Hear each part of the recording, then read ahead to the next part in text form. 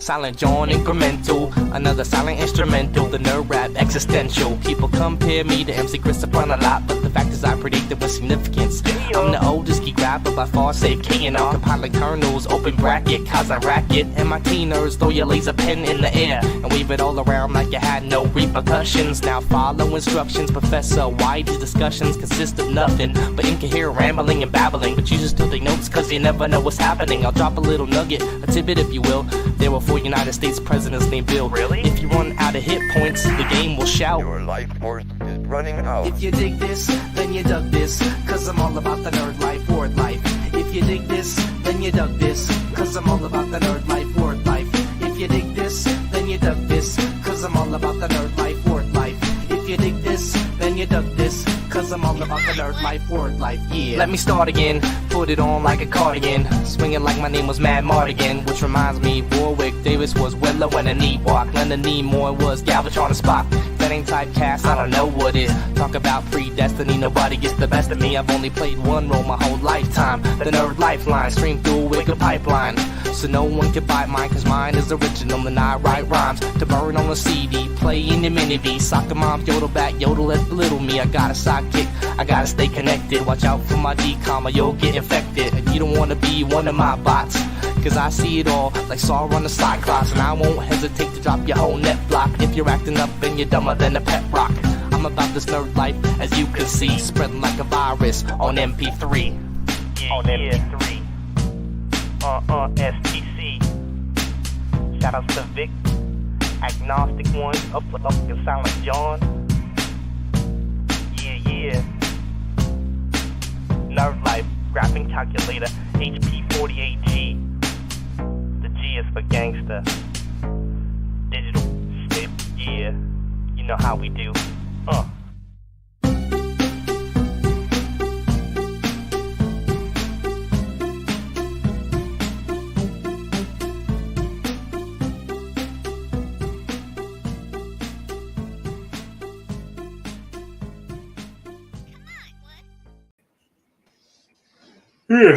Fucking tired. What's up, meatbags? It's the often imitated, never duplicated Tony TGD, and I got to get rid of this banner because the show has started. And joining me, somehow, miracles do happen. Finbar Saunders is here. What's up, Finbar? What's up, Tony? Hi, everybody. It's gonna be a rough one today. It's gonna be a rough one. I can feel it already. So, Finbar, how was your week? How has things been going? Well, okay, up until about 8 a.m. UK time this morning. It was a bit stormy waters in the old Saunders household. Yeah, we heard a little bit of it. Yeah, so for pulling back the curtain, full disclosure for the chat. After we went off air, shortly before we went off, my daughter turned up. It was like, I think it turned 8 a.m. And then not long after that, my wife turned up. Dropped F-bombs on the backstage. So Rosie came in. She was chatting to Tony and Bob about Christmas. So I decided to take a film of Rosie talking to Bob and Tony about Christmas time, and then in the vain hope that I could show my wife and she would find it charming. And she did. So we're okay. I'm alive. I live to fight another day. Here I am. She actually likes Bob and Tony now. Man, here it is. I thought you guys were gonna tell me that the old lady doesn't like me and Bob, and we're no longer allowed to be friends. She didn't up until she for some insane reason she thought you were a bad influence on me up until she heard you saying nice things about Santa Claus and stuff to Rosie. So we're okay. We're, as long as we can keep conning her. She's asleep, I can say that. As long as we can Keep Well, making as long it as think that I'm as nice. long as I keep it down, as long I'm now banished to my kitchen. I'm coming at you live from my kitchen now, so as long as I keep it quiet, we'll be fine. What's up? We got lots of people in the chat. Finbar, Sweet and Tender Hooligan, StreamElements Bot. RJ's here. What's going on, RJ? Sweet and Tender, him and Evil Knievel, they seem to have made up. Evil, who was here with us last night, he went to make himself some food, ate that food, and then fell asleep. And he was here all night. So that after Finbar left, me and Bob were kind of like, oh, fuck, what do we do with Evil, right? We don't just leave Evil in the backstage. So Bob, in his infinite wisdom, logged off and left me alone with Evil. Oh yeah, I saw that. I did think it was actually a godsend that Evil had conked out before. Any Before the misses. any footage of him emerged speaking. Alcoholism has sorry, saved the day again. So yeah, my week has been fantastic. I'm feeling good for a dead guy. A little tired. Last night was extra long. I don't know how we do it. I don't know.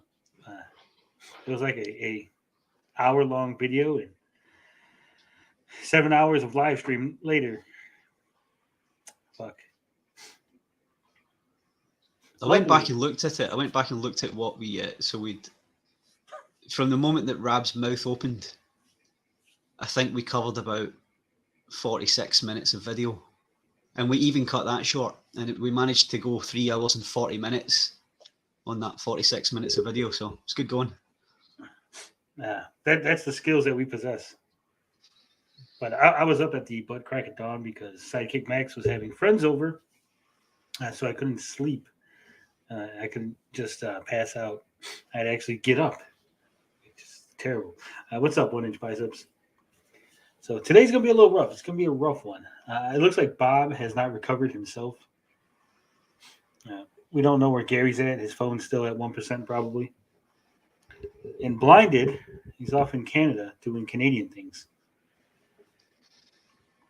It's okay, though, because we have a full show for you. We're going to be going over the Disco Elysium lawsuit, Smash World Tour getting canceled, Xbox Game Pass missing their target by about 10 million, so just a little. Australia's got a new loot box bill, always trying to ban them loot boxes. Callisto Protocol is an absolute mess. Funny, we kind of predicted that. And of course, we were talking about Pokemon last week. Looks like Nintendo might be doing the right thing. We might get some patches.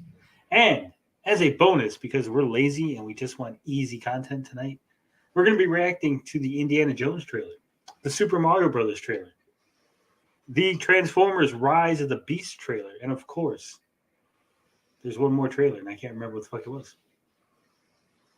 Would have been Guardians, maybe. We hadn't watched that yet. Yeah, the Guardians. How can I forget that one? Because we just saw this holiday special and we're Guardians out. Yeah. So 4 trailers. We're going to be watching 4 trailers. Probably do that, I would say, last. And just because if the stream gets cut because we're watching trailers or what have you, it'll be at the end and we won't have to start a new stream, right? Good idea. Sounds like a plan. With that said, Bob will probably pop in later when he wakes up, when he falls out of bed. He's like, oh shit, I'm supposed to be at work. I'm going to start making you guys punch in with little time cards. You got to get signed.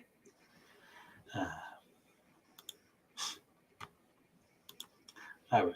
What's up, Scythe Jackal? 1 inch biceps. Whew. Yeah, at least your mic was off, Evil. We don't need Finbar's wife hearing you farting and cussing in your sleep. It was in a bad situation.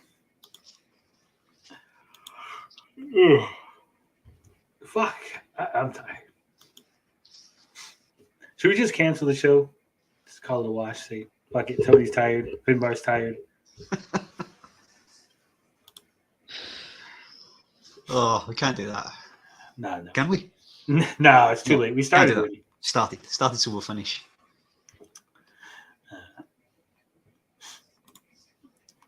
Fuck it. All right. Come on, put your game face on. You know what happened last night? It was funny.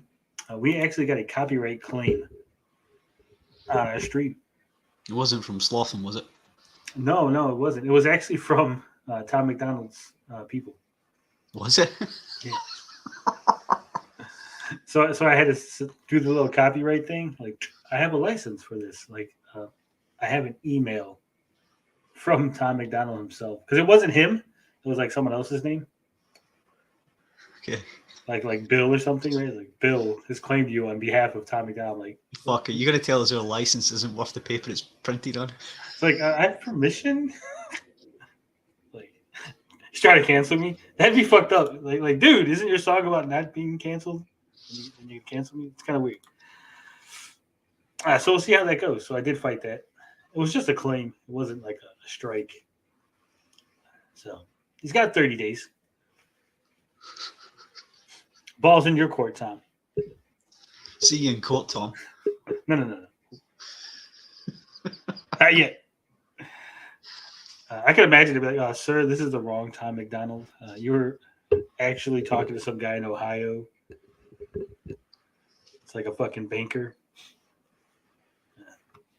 Let's be honest, it's not exactly surprising, is it? Everybody turns on you eventually, don't they? It does seem that way. Now, but I think it's probably an automated system thing, and then like they don't know who got permission.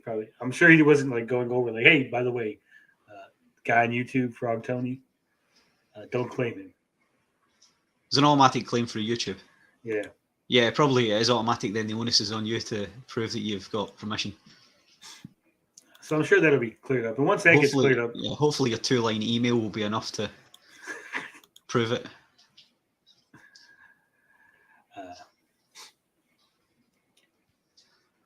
We also got. We're closing in on 1,100 subscribers. We got 1080 as of now. Good job. No members. Very disappointed. Very disappointed in you guys. I'm gonna have to start making these a member-only chat, just so you guys, be members. $2 each. All right, no, I never do that. I would never do that. It's not my style. Anyway, that's enough wasting time. I was hoping maybe Bob would pop in,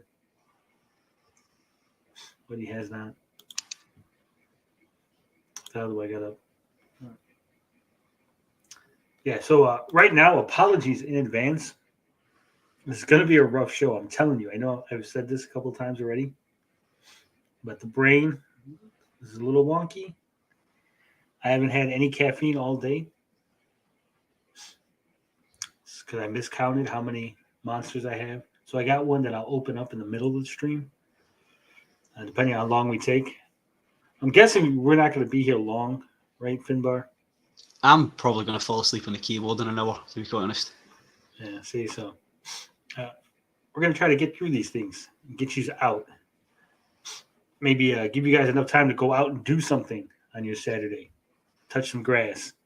Smack some ass. All right. That said, Disco Elysium, I think that's how I spell it. I don't know. Apparently there's a lawsuit where they're claiming that the CEO illegally was taking majority shares in the studio. Sounds like another Tommy Tallarico situation, CEO just doing whatever he wants. Nobody knowing what's going on. All right, so this comes to us from GameIndustry.biz via Google, because I am an expert at Google. Google is my friend. Thank Google daily. Disco Elysium lawsuit accuses ZA/UM CEO of illegally taking majority share in studio. New filing accuses Ilmar Compass of spending 4.8 million. That's euros, right?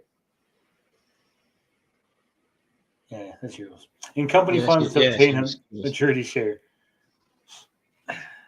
I can never tell what you're all funky symbols, euros, fucking pounds, all that other shit. This is from Danielle Pardis. Yeah, it's definitely euros. All right. I've never played this game. Have you ever played Disco Elysium? Disco Elysium? No, I haven't. I hear good things about it. Never played it. All right, it says new information regarding a legal battle between partners at Disco Elysium Studio ZA/UM have surfaced, this time surrounding ownership of the IP and misuse of company funds. Oof. The dispute between two parties, one side consists of Disco Elysium creator Robert Kurvitz and Alexander Rostov, who were allegedly forced out of ZA/UM late last year, and Kaur Kender, executive producer on the game, who left in August. The other half is current ZA/UM CEO Ilmar Kompis and former executive producer Tonis Havel, also an ex-banker convicted of investment fraud in 2015. Wow. So, I mean, I'm sure this guy, Tonis, he's a straight shooter. He did his investment fraud, did his time, came back. Perfectly normal. Kompis is the largest shareholder in Studio ZA/UM, and Kurvitz, Rostov, and Kender remain partners despite their departures. According to the Estonian Express via PC Gamer, the latest dispute follows the rights to Disco Elysium 2. 4 concept sketches, said to be the first look at sequel, were allegedly purchased by shell company Tuktrek, which is controlled by Kompis. The sketches were said to be sold to the company for €1 and then resold to ZA/UM for 4.8 million euro. Wow, so that thing really ballooned. Yeah, it's quite an appreciation. Yeah. That's an investment, right? How did they think that they were going to get away with that? Right?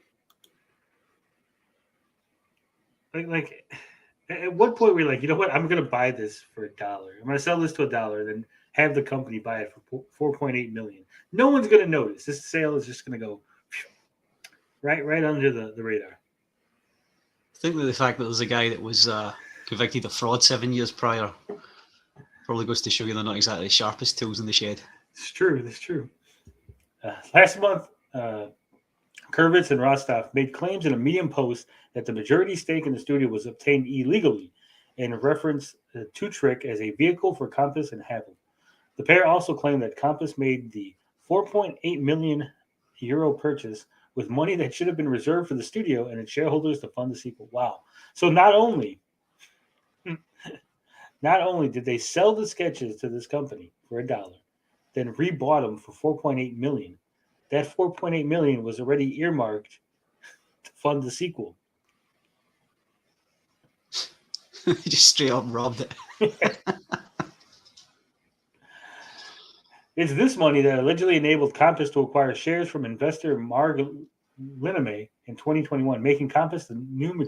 Oh my God! So it gets even better because not only did he now take the 4.8 million euros that were supposed to be for the sequel, he then took that money and bought shares in the company, so that way he could take over the company.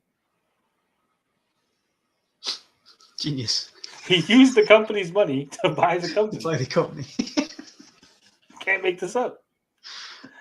The Express reports that Linamau was expected to split his shares among the partners, but made the aforementioned deal instead. Was this game even that good? Like, I mean, I heard some good things, but I didn't hear like, oh my God, like Game of the Year type shit. Yeah, I've heard of it, but I haven't heard. I mean, is this it? Is this a screenshot? Is it like an isometric top-down? Yeah. View game? Yeah, I don't know much about it.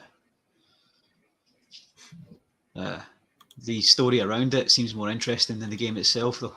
Yeah. Following this, Rostov and Kurvitz claimed that they were demoted initially before discovering via Estonian company registration that control of ZA/UM had transferred to Kompis. It is said that the intent from there was to sell the company, with Microsoft, Tencent, and Amazon reportedly showing interest in the studio. Oh my God. So not only did he buy it, but he was trying to get rid of it. For even more money. This guy's named Talarico by any chance? I know. The fucking greed is just off the charts of this. In their own Medium post, the pair claimed that after this transaction took place and speculations began internally, they were quickly excluded from daily operations and their employments were terminated. The same thing allegedly happened to Kender, who was allegedly put on leave and then fired in August. However, Kurvitz remains a minority shareholder and, as creator of Disco Elysium, has the right to block any potential acquisition. So this guy's going to end up in a river somewhere. That's how the story's going to end. Well, especially seeing as how we've discovered it's a former Soviet state that this place was made. Yeah. The latest legal battle was lodged by Kender, who claimed in an Estonian lawsuit last month that Compass cheated him out of almost €1 million. At Kender's request, the court seized Compass's stake in ZAUM to prevent a sale or transfer of holdings during the proceedings. Havel is also accused in a lawsuit of following Compass's actions. The filing pointed out that the holder of the IP rights to Disco Elysium is a subsidiary called Yesirinor Ltd, which is owned by ZAUM UK. The director of this company is Anu Raymond, who is also reportedly a partner of Havel's. Man, the tentacles on this thing. Kender claims that Havel's involvement is being kept secret because he's 11.2 million euros in debt as a result of his 2015 conviction. Speaking to the Express, Compass denied the existence of a lawsuit against him, and Havel called the allegation completely absurd. Both were shown legal documents by the outlet and did not respond. We're not getting sued.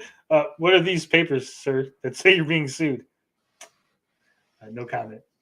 This is complete. This is like fucking Amico Forever levels of reality denial.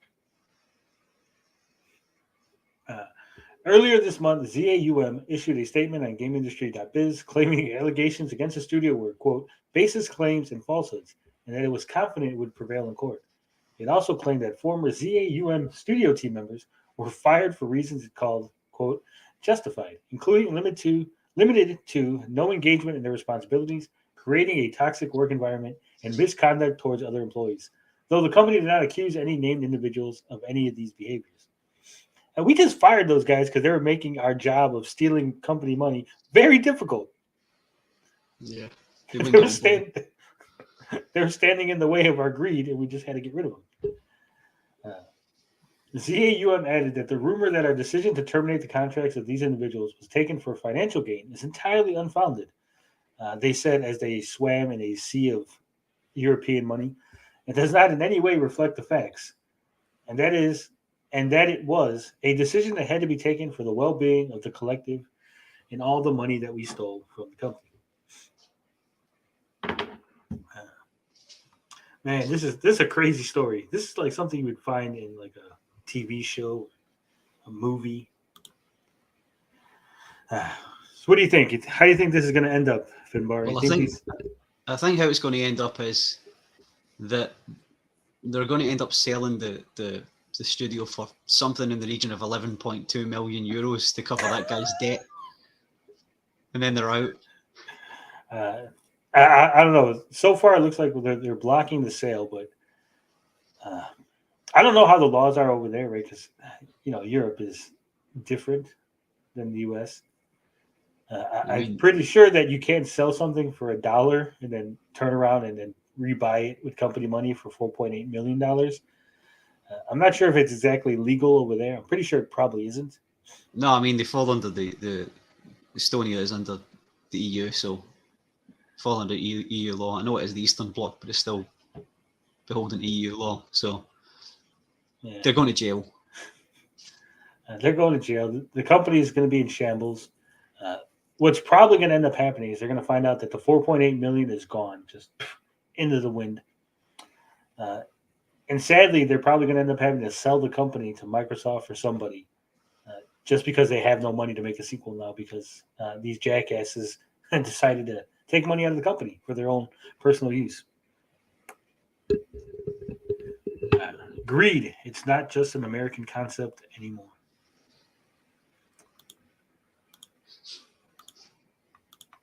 All right. What else we got on the docket here? Oof. Have you heard about Australia, Finbar? The loot box. With some loot box laws passed. Yeah, we're gonna go over them. They should have a loot box law passed worldwide where it says no more loot boxes. Be done with it. I don't know. We'll get into it. So Australia has a new loot box bill. It's not law yet. It's not law. No, okay. It's only a bill. Don't make me sing the song from Schoolhouse Rocks. I'm just a bill. Not a law. This comes again from GameIndustry.biz. This is from Brendan Sinclair, the managing editor. Loot box bill filed in Australia. Proposed legislation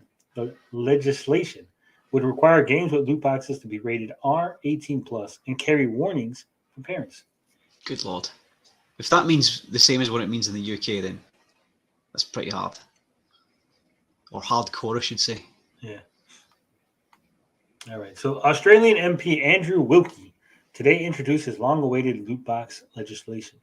The bill seeks to amend the Australian Classification Board rules to require that the board gives any game with loot boxes an R18+ classification, or to refuse classification entirely. Damn.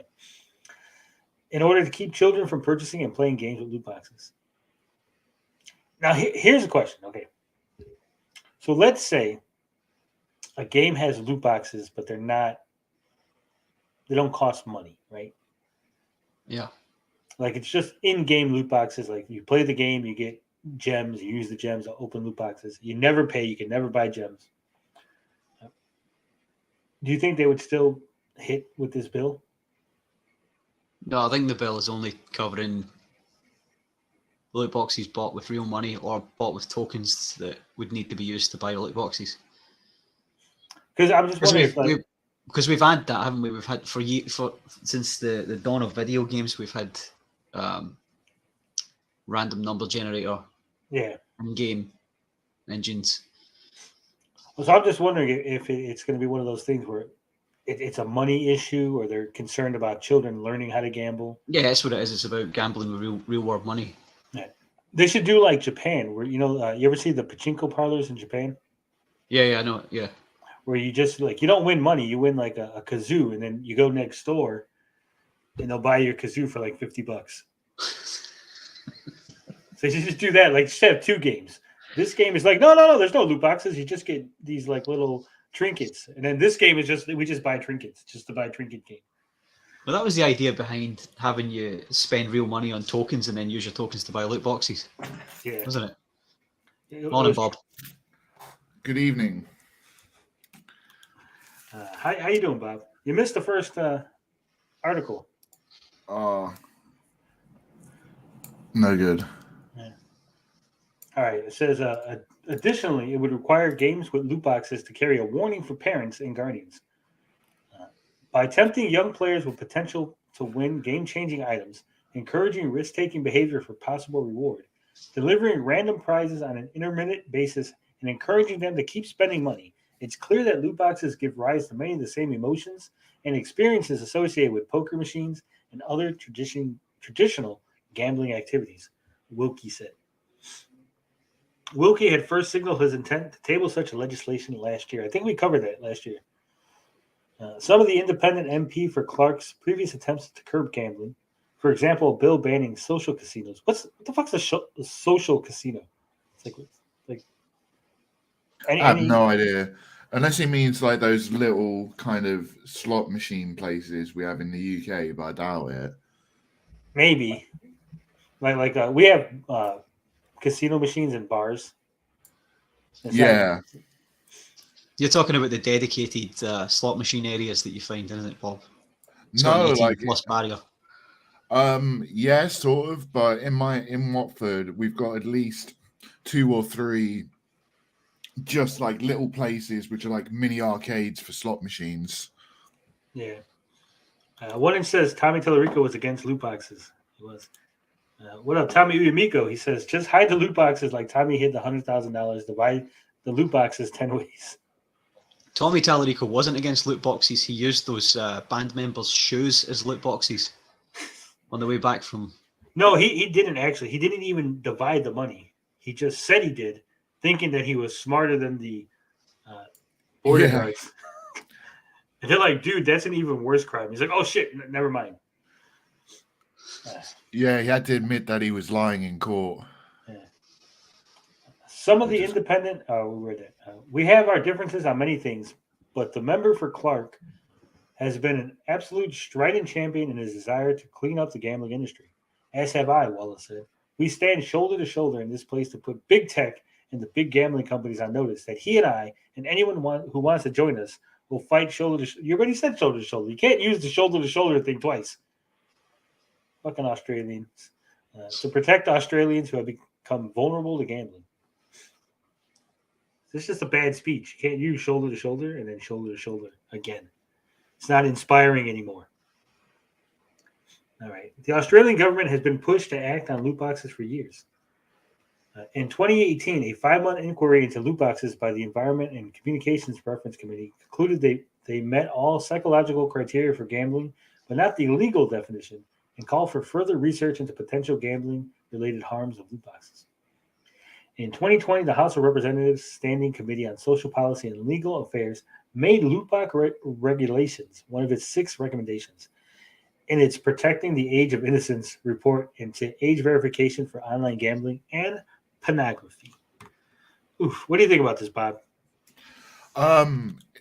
Yeah, I think they should lock down loot boxes a bit. They should be rated 18 plus, and they should be age verified for sure. Is 18 plus like an A rating in the ESRB? Or is it like a mature rating? In Australia, I don't know. I don't But know. that R18 in the UK means sold in a licensed sex shop. Oh, No joke. Bob can verify that. I didn't even know that. Bob don't go to those shops. No. Well, I have been in Brighton. Brighton's full of sex shops. Yeah. It's pretty renowned for it. Brighton is just one big sex shop. Yeah, I love Brighton. Not for the sex shops. No, I love it. I love it for that reason. You like the West End girls too, Bob? Oh, hell yeah. Let's see. The Australian Classification Board rating system. They have currently, it is E, exempt from classification, G, general, suitable for everyone, PG, parental guidance, mature, that's no children under 15, restricted, mature, M is mature 15 plus, requires a guardian, restricted 18 plus, restricted to viewers 18 and over, and then the other one would be restricted X 18 plus, adults only. All right. All right, so there's one above it, above the R18 plus. Yeah, because I guess they separate the X R18 plus is for sexual stuff, and the R18 plus is for like extreme violence and stuff, I guess. Okay. Because I was just wondering, because I know there's a lot of stores, like in America, if a game gets rated A, it's never getting sold at like Walmart or Target or something, right? Yeah. Is that your highest rating in the in that? For video games, yeah. Yeah. Okay.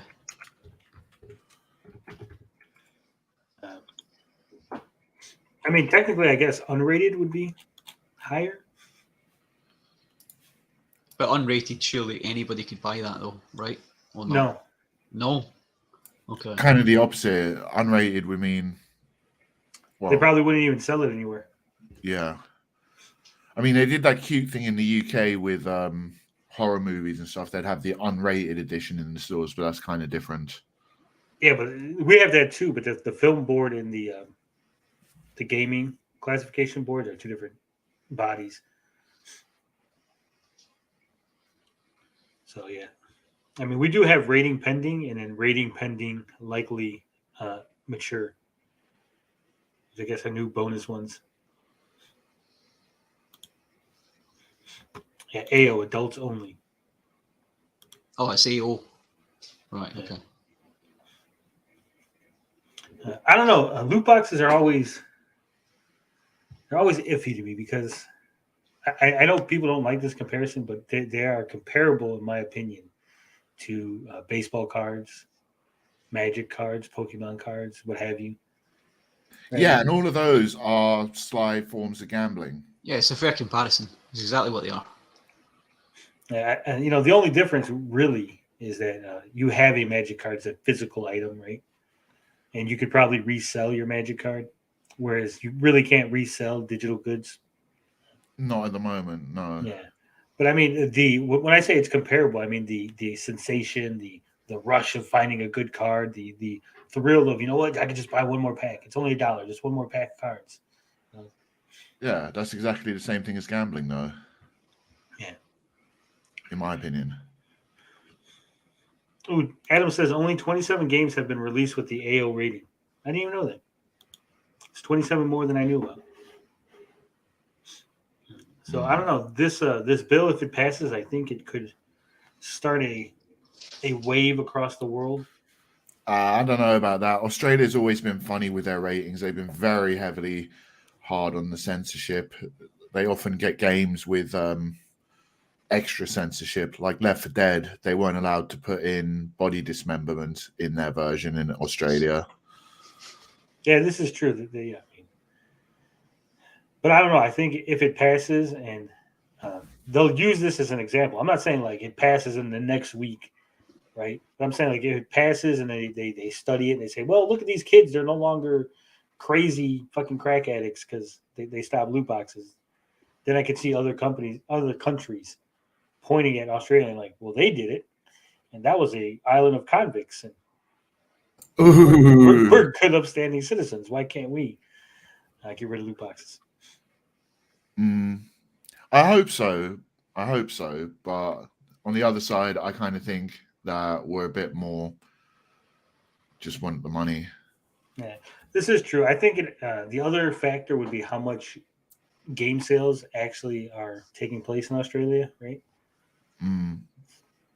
Because it's always like America. You always hear about the American market, the European market, UK, Japan. But like places like you don't really. Well, how many do they sell in India? How many do they sell in like Israel? Right? Like I wouldn't even tell you like what are are games that popular in Australia? Or, I don't know. So we'll see.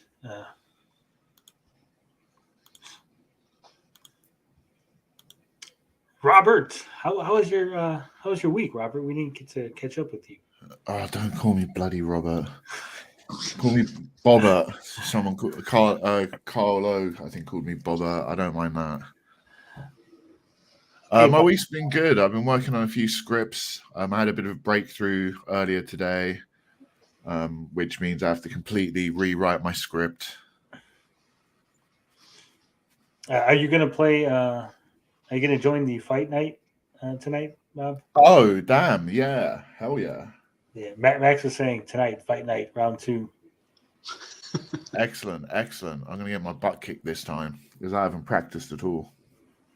I don't know. I'm tired as shit. I was telling Finbar in the chat, I am freaking just. Yo, Carlo. Yeah. I am also tired. You know who's not tired? Evil Knievel, because he slept. You left me with Evil for hours, Bob. Yes. You just took off. You was like the first one to leave, the last one to leave, and I was like, damn, I'm leaving. No, you didn't even say that. I was like, man, what are we going to do with Evil? I was like, you know what? The first one up, and Bob was gone. I didn't even get the whole sentence out. Yeah, I know. That's because I realized what you was going to say. And I was like, damn, I'm not going to be the last one out. So was he, in the end, left on his own? Yeah. Or he was. He had to have been. I mean, what are we going to do? I wanted to be there when he woke up, but sadly I wasn't. All disorientated. Where am I? Is this my stream? Because I wanted him to wake up and just start talking, like, oh, guys, I'm sorry I fell asleep, and then like not realize it's not his stream. And then like hear him like, why is this not working? Why can't I share my screen? What the fuck? But sadly, never happened. Did you read any of the articles, Bob? Did you get ready for the? No, unfortunately, I'm trying to catch up rapidly.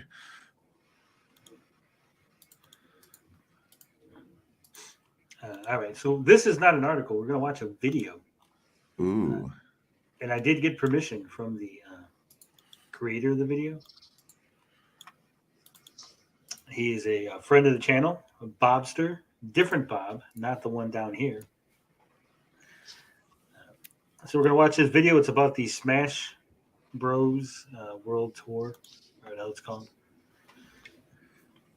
And then we'll do a follow up because there's more information since Bob made the video. But I wanted to watch it. It was a pretty good video.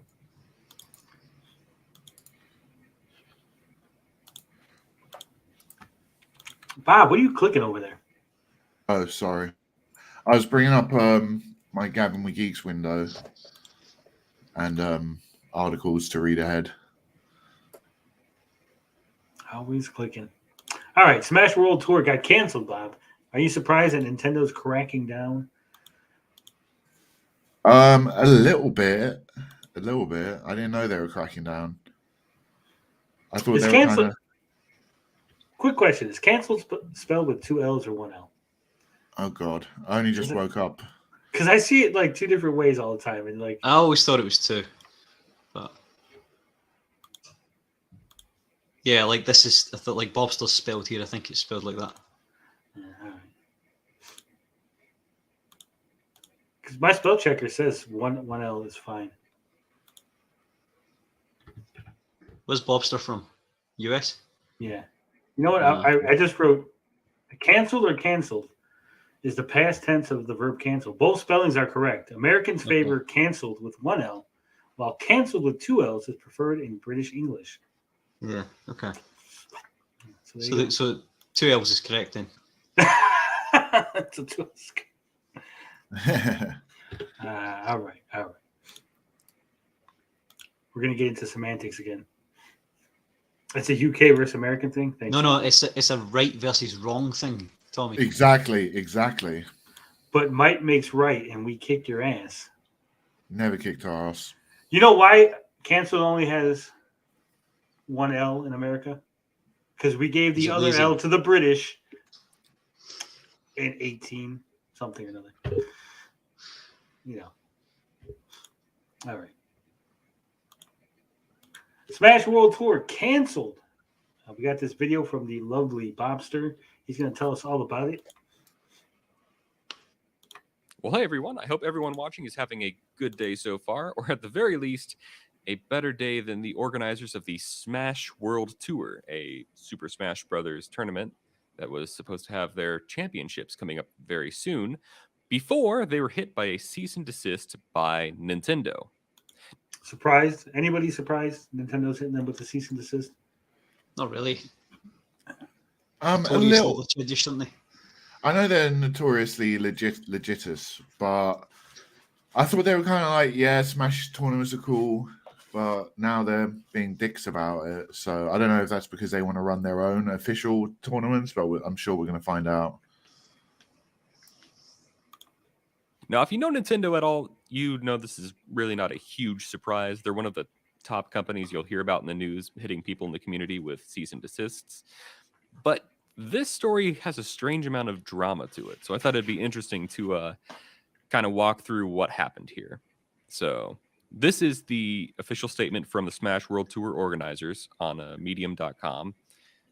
And, it starts off saying, it's with an unbelievably heavy heart that we must announce that both the upcoming Smash World Tour Championships as well as the 2023 Smash World Tour must be canceled, hit with a cease and desist by Nintendo night before Thanksgiving, the works. And the gist of the cease and desist is that they're running a paid competition and using Nintendo's IP to promote said competition. So they're earning money. They're going to have a $250,000 prize pool. And the next year, I was going to have a $350,000 prize pool. And Nintendo's telling them, nah, we don't want people winning money in the Smash tournaments. Also, I love Bobster's little Game Boy Advanced screen with Nintendo's IP. That's generally a big no-no without a license. So here's where it starts to get interesting, though. They were in talks with Nintendo for a license after the 2021 Smash World Tour. See, apparently after that event, Nintendo reached out to them and said, hey, now here's what we want to do. We want to set up a license with you so that you can do this the right way. Good stuff. Which is surprising because normally we would expect from Nintendo that they would just say, nope, stop. We don't want any of this happening. So around December 2021, they started having conversations with Nintendo that were going pretty constructively. Now, here's where the third player here enters. Player 3 has entered the chat. So apparently, what Bobster is going to start talking about now is there's another company that wanted to hold their own Smash Brothers tournament. And, they couldn't just have 2 Smash Brothers tournaments, no. So they decided to smear the Smash World Tour and try to undercut them by going to Nintendo and telling Nintendo a bunch of negative things. Allegedly. Ooh. There's another tournament starting up called the Panda Cup. And they went around and got the license with Nintendo up front before they started doing a whole bunch of promoting. And so they're going around and trying to get advertisers and events. And they're telling everybody that the Smash World Tour is going to get shut down in 2022. So don't even bother trying to advertise with them. Just come advertise with us and do the events with us. Okay? And they kept escalating it to, all right, if you're involved with the Smash World Tour 2022, you're not allowed to be with us. And they've kind of gone back and forth on that throughout this story. But anyway, so back to Smash World Tour. They are working with Nintendo to get a license. It's looking like everything's going good. And then all of a sudden, communication gets a little bit sparse. They're not really hearing as much. They bring up the fact that they're hearing that Panda is going around saying that they're going to get shut down and sabotaging their advertising and event connections. And Nintendo says, well, that's not right.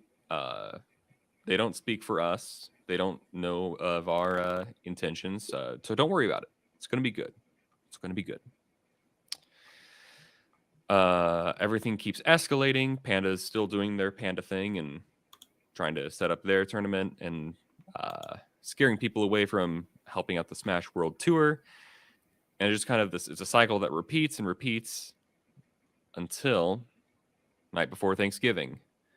Nintendo has a call with the Smash World Tournament organizers and says, hey, can't do the championship this year. Can't do the championship next year. The license has been denied. Understandably, the Smash World Tour is like, what? Because up until now, they've kind of been building up a gentleman's agreement. Now, to be fair, the Smash World Tour probably should not have announced that they were going to have all these events before they had secured the license with Nintendo. I don't know. I'm going to have to disagree with Bob. So they were pretty, they were like right there, so I don't know if they, if this is really that they were ahead of the game and they shouldn't have announced anything, because you got to get this stuff set up in advance, right? Yeah. So it's not like you could just wait. It's like, oh, we got to wait till Nintendo, then try to rapidly start making events happen. But I think there was some good faith between them. So they were like, okay, set these events up, get the people called, secure the locations. So it is a shame that Nintendo would just pull the rug right out from under them like that. Especially with all of the drama going down with the Panda Cup.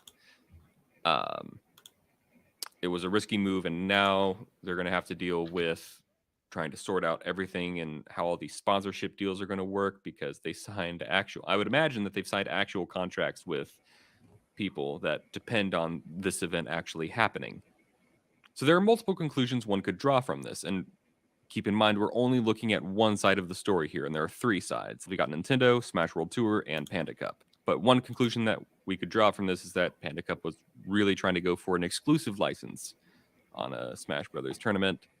And maybe they backed Nintendo into a bit of a legal corner in order to secure that. But the more reasonable conclusion, I think, is that at Nintendo, there was a meeting and someone said, why is this team spending all of this time on this one case? Who has the license right now? Panda? Done. Give it to them. Deny them. Tell them not to operate. Just wash our hands of it so we can move on and make better use of our time, which is terribly sad for everyone involved, but that's how business works. What do you think? Do you think Nintendo did that, or do you think there was more to the story? I think there's a little more to the story. I think it's probably more along the lines of a bureaucratic situation where they shut down the Smash World Tour because the other guys got the license and kicked off or something. I don't think someone was like, we're wasting time. These guys got the legit, these guys ain't. I think it's a bit more. I'm not really well versed into this community, so I don't know if maybe Smash World Tour was already holding tournaments before without the license, and Panda's like, hey, we have never fucked you over, but they've been doing it for a while, right? So don't give them the license, just give us the exclusive license. You'll make more money that way, everyone will be happy. These guys are bad people. Because it just seems weird. Like, if it's just a license, why wouldn't they just give it to whoever? Like, oh, pay your $50 and make sure you don't violate any of these rules, and boom, right? I'm sure it's more than $50. But it's a smear campaign by the bigger guys, obviously, isn't it? Yeah, that's what I feel like. I see dead consoles. No, you see the Bobster Advance. It's a brand new console. It's because I said Bob still looks like the kid from The Sixth Sense. I know you're friends with him. I always seem to offend your friends. I'm sorry. He does. Now that you pointed it out. Now that's where I thought the story ended, but it turns out that at 10:40 Pacific time, Nintendo actually responded to what we're looking at right now. And they basically reiterate that they aren't going to give Smash World Tournament a license for a full circuit in 2023. But now they're saying that they did not request any changes or to cancel any of the remaining events in 2022, including the 2022 championship event, considering the negative impact on the players who were already planning to participate. So now this is a whole mess. And the Smash World Tour responded and said, what are you talking about? We literally have in writing and on a call where you said cancel the tournament and any remaining events that you don't have a license for. So this is a huge mess. So it'll be interesting to see how this all wraps up, whether there is a Smash World Tour Championship in 2022 or anything in 2023.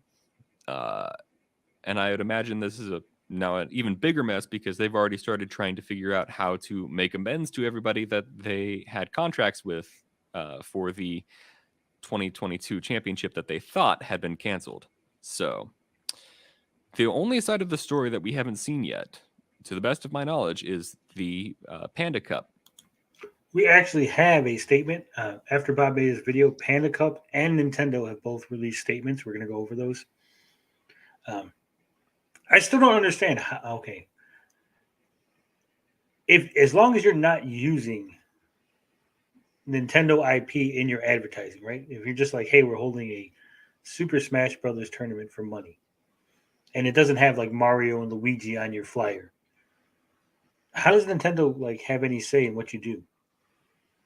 I think if there's a competition where money changes hands and you're using Nintendo's IP, they've got some claim on that, surely.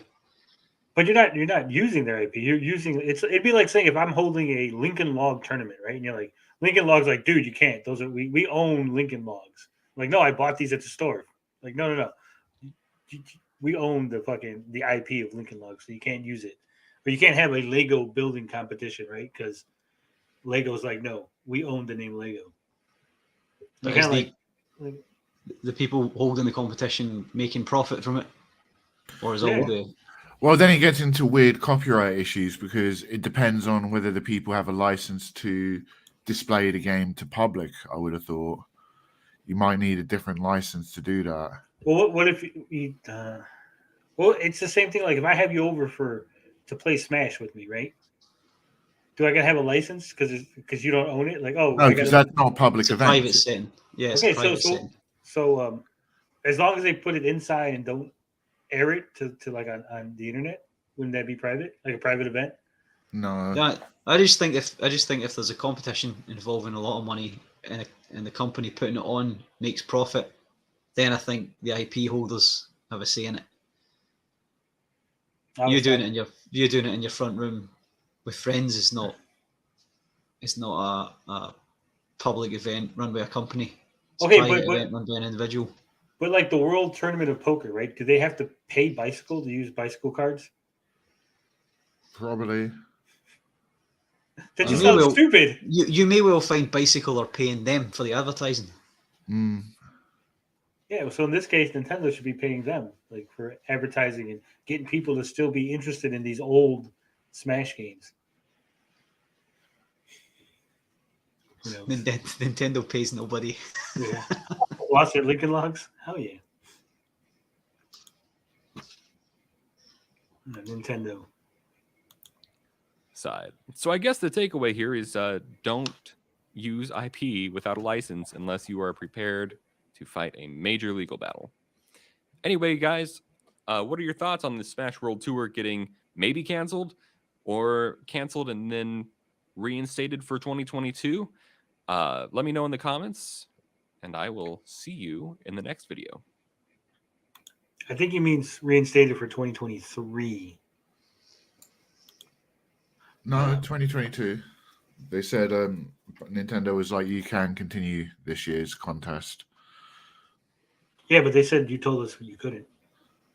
Yeah, that's why there was confusion. There's been back and forth. There's still more to come from this story. All right, so that was Bobster. You can find him on YouTube at Bobster Official. I put the link in the chat if you guys want to give him a sub. Very good content. I recommend you checking him out. He's a lot more professional than me. Has a better speaking voice. Not a lot of ums and uhs. All right, so Panda has released a statement. So we're going to look at that right now.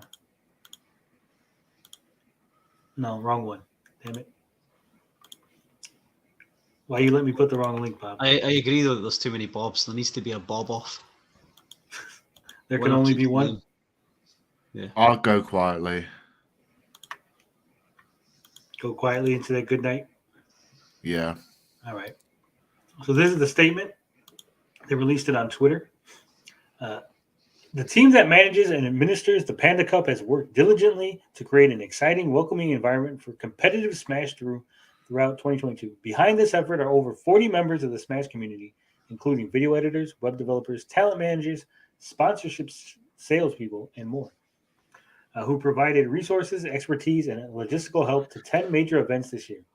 As a result, the Panda Cup began and continues to be a project of passion that seeks to magnify and enhance community efforts made through competitive Smash. None of this is important. We just want to know why you screwed over the other tournament. We were all surprised as the public to see the announcement of the Smash World Tour Championships cancellation. Yeah, sure you were. As well as the accompanying statement which attacked the hard work and ethics of those behind the Panda Cup. The team was not informed of any intention to cancel Smash World Tournament Tour Championship 2022, nor has the team ever engaged in conversations that sought those ends. As Nintendo America indicates in their own statement, the organizers of the Smash World Tour were not required to cancel the 2022 championship event, and any implication that Panda Cup team had any influence in that regard is false. We were excited to see a fruitful year of competition come to an end with both December circuit events, and the Smash World Tour's decision to cancel theirs is disappointing. Panda has listened to the community and changed some of our approaches to working with tournaments based on that feedback. In the Smash World Tour statement, there are a number of accusations leveled against Dr. Allen, the CEO of Panda. In reality, Dr. Allen, as Nintendo of America has corroborated, has been one of the more vocal supporters of the broader community and the Smash World Tour organizers in internal conversations. However, the Panda Cup team does acknowledge and regret an interaction between Dr. Allen and Beyond the Summit in which he spoke in a manner which did not reflect either guidance from Nintendo or our own standards. Panda took efforts to rectify the situation immediately, and in the second half of the year, dedicated team made up of multiple staff members was assembled to manage Panda Cup activities and serve as the primary point of contact for event runners, removing the possibility of future miscommunications from occurring. You see that, guys? CEO said something stupid, and immediately they told him to stop saying stupid things and put people in between him and others so he wouldn't say stupid things. Do we know what Dr. Allen said that was stupid? I'm assuming it had something to do with the competition. yeah, with Beyond the Summit might be a sponsor of some sort. So the Panda Fuck Cup, them guys. He said, "Fuck them guys." yeah, the Panda Cup team has invested thousands of hours towards making sure this year's cup has been as strong of an offering as we can provide. And we look forward to continuing to build alongside the communities we serve a promising future for Smash. Do you believe this? Is it corporate speak? What do you think? Yeah, we don't know what happened. We just wanted some competition. Sure, you did. It says that the other company's decision to end the Smash World Tour was disappointing. Yeah, disappointing for them. Mm, All right. So Nintendo had a statement too. But before we get to Nintendo's statement, I want to get to the reaction to this statement. This is Hungrybox. He says, I won't be attending Panda Cup, too little and way too late. If you don't know who Hungrybox is, he is considered one of the 5 gods of Smash Melee. He's one of the best Smash Brothers Melee players to date. Very well liked in the community. So he's not going. Or at least he's saying he's not going. He's got his 3 trophies right there. Like, yeah. He plays Jigglypuff. He's the 3-time #1 Super Smash Bros. Melee player in the world. He's the co-owner of Team Liquid. And he's a Coinbase ambassador, EVO 2016 champ. So if he's not going, I'm assuming probably his team is not going either. And others will probably follow suit and also not attend. Hungrybox is the king of Jigglypuff. Yeah. Adam Wilson knows. All right, so this is via IGN, Nintendo's statement. Nintendo would like to explain to all Super Smash Bros. Fans and interested parties the background and rationale related to our decision to not grant a license to Smash World Tour for their upcoming activities. Nintendo's decision was solely based on our assessment of the proposals submitted by the SWT and our evaluation of their unlicensed activities. This decision was not influenced by external parties such as Panda Global. Any partner that we grant a license to has to meet the high standards we require when it comes to the health and safety of our fans. It is also important that a partner adheres to brand and IP guidelines and conducts itself according to professional and organizational best practices. Now, we're never getting a license from Nintendo. I'll tell you that right now. we're lucky we got a license from Tom McDonald and he's revoking that. Yeah. We're lucky StreamYard gives us a license. We use this same approach to independently assess all partners. If we discover that a partner is doing something inappropriate, we will work to correct it. When we notified the Smash World Tour that we would not license their 2022 or 2023 activities, we also let them know verbally that we were not requiring they cancel the 2022 finals event because of the impact it would have on players. Thus, the decision to cancel the Smash World Tour 2022 was and still is their own choice. That seems like doublespeak right there, doesn't it? Well, it's blatantly untrue, right? They were told they can. Well, they're saying that they revoked the license, right? They're saying the decision for them to cancel it was entirely their own. It wasn't. They had the license revoked. They had to cancel, surely. Yeah, that's what I'm saying. Like you don't have to cancel the event, but like you took the license. Yeah. Right? So like it follows that you're going to cancel it if they revoke the license, isn't it? Yeah, it's like, not a Smash World Tour. It's fucking no Smash Brothers. Like, what were they gonna do? Like if they ran it without the license, was Nintendo like, oh, we're still gonna sue you? But we like what was? I don't understand. It'll be a poker tournament instead. It's like you have no license. Well, then we can't run the tournament. No, you can run the tournament. Well, then why do we want the license to begin with? Oh, because you have to have the license to run tournaments.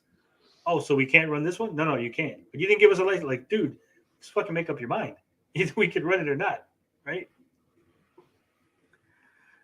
We are open to partnering with other organizations and will continue to offer licenses for major tournaments outside of the Panda Cup.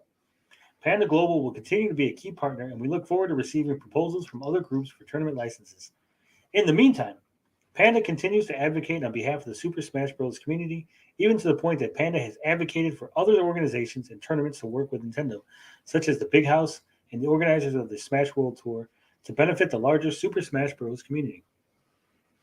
Nintendo cares about Super Smash Bros. Fans and its community very much, and we hope to continue to hear their passionate feedback. We are committed to working hard to bring joy and fun to the community through tournaments, while also ensuring we and our partners are operating in a manner that is positive and responsible. That seems like a lot of shade to throw at Smash World Tournament. Also, there was like a lot of implication in there, right? There's like, we only license things to people who follow the guidelines, and we're not giving these guys the license. Ergo, they must have did something that didn't follow guidelines, right? Yeah, and also they brought up health and safety, which is a bit of a jab in it. It's like, if we feel they're not following health and safety guidelines, Yeah. that's insinuated. So what were they doing? Was it a mask thing? Like, oh, you didn't have mask, you didn't follow the mask mandate, so we're revoking your license. Was somebody hurt at a Smash World Tour event? It's a fucking TwitchCon disaster. Oh God, yeah. Tommy O says he's a brand ambassador now. Hell yeah. Yeah, I don't know. This sounds like a lot of corporate speak, a lot of covering your butts. I think this is my opinion, but it does sound like Panda and Nintendo have some sort of intermingling. Yeah, they're in bed. Yeah.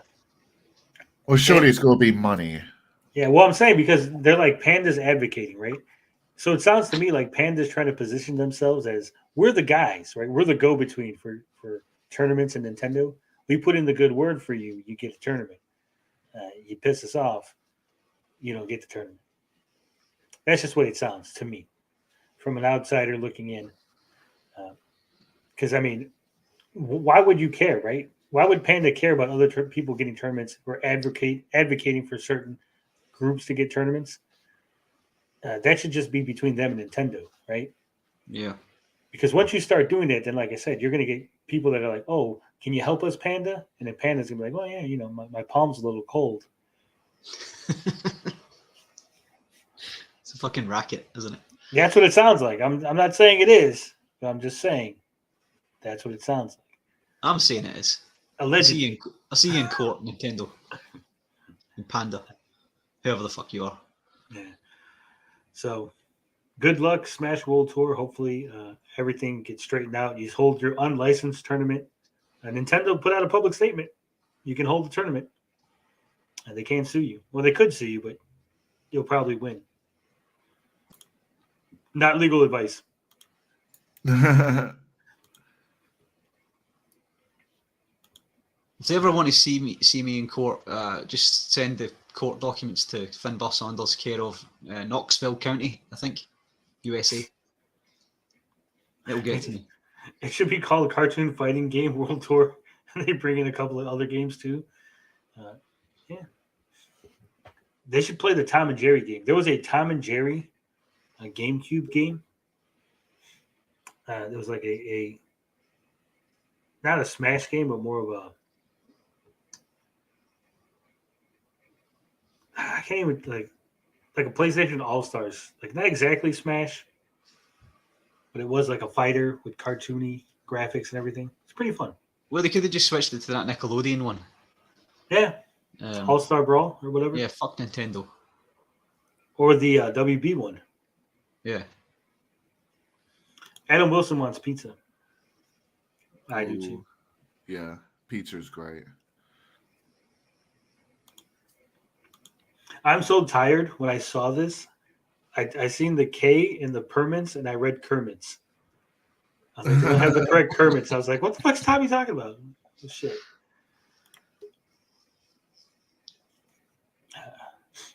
It's going to be a rough one. Hey, Tony, can you speak on the lifespan of consoles and how they plan the obsolescence in the market makes us pay way too much for games? Oh, you've seen consoles? Yeah. I was like, man, you want us to get the Illuminati to come after us? Talking about consoles. I don't know if it's planned obsolescence in the case of consoles. It's more of a consideration of getting the price point right for the consumers. Yeah, I would say because, like a light bulb, right? There is planned obsolescence in a light bulb. A light bulb lasting longer than a certain amount of time would be detrimental to the light bulb industry, right? Yeah. But a console lasts years, right? There's no like, it's not like I'm buying a new PlayStation 5 every 3 months, right? So it's not really planned obsolescence. It's more like how long can we get this console to last? Okay, 6 years, so we can pump as many games on it because they're making money on the games, not the Not the consoles. consoles. No. So having them break down would be a detriment to the game industry.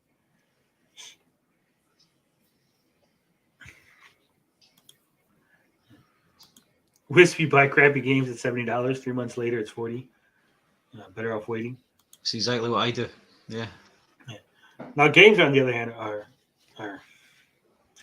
they're real funny on pricing because a lot of stuff fucking cut in half within a month. You'll get stuff all the way down to $5, back up, yo-yos around. Some games you don't even have to buy because they end up on the PS Plus or games with gold for free. Yeah, there was a, I got the PlayStation Premium now, Yeah. and this I didn't know this, but apparently, just like the Xbox Game Pass, games leave it. Yeah. Oh yeah. I was didn't know talking about that. Yeah, I was talking about that. I had Red Dead 2 downloaded and I wanted to continue playing it and I can't. It's locked. I had to uninstall it. No, I don't blinded. I'm not a real gamer. So, because they had a little thing like, you better play these games soon. They're leaving the premium. So I started playing Pillars of Eternity, I think it's called. All right. It's pretty fun. Pretty fun. I love my classic consoles. Console of Elders. It's not a myth. Microsoft literally just came out and said they're losing $100 to $200 on the Xbox consoles, and we can infer that Sony's also losing money on their consoles. It's only Nintendo who are making a profit on their consoles. Nintendo makes a profit. If you go way back when, like the Pong consoles, they were making money off of those, obviously. And I think like Atari and Coleco were making money off of their consoles. But at some point, being a loss leader became the standard. It is public information. They're losing money. It's in their shareholder meetings and stuff.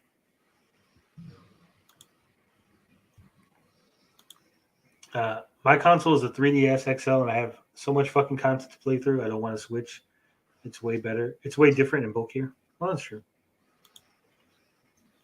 All right, Bob. Speaking of planned obsolescence, Game Pass. Am I getting sacked? No. But did you know that Xbox Game Pass missed their target by about 10 million? Yeah. Didn't we already cover this? We didn't know it was that to that degree, though, did we? Yeah. Microsoft has missed Xbox Game Pass subscriber target by 10 million. This is from Muhammad Ali Bari at Twisted Voxel. There's no date on the article, so this is an update then to the one he wrote before, wasn't it? Because he wrote about them missing the target, but not by any specific number. Yeah, wasn't it? All right, so Microsoft has missed out on the forecasted subscriber target for its subscription service, Xbox Game Pass, by 10 million subscribers. In its response to the CMA's issued statement published on 14th of October 2022, Microsoft has stated that it has fallen short of hitting its estimated subscriber target for Xbox Game Pass by 10 million subscribers.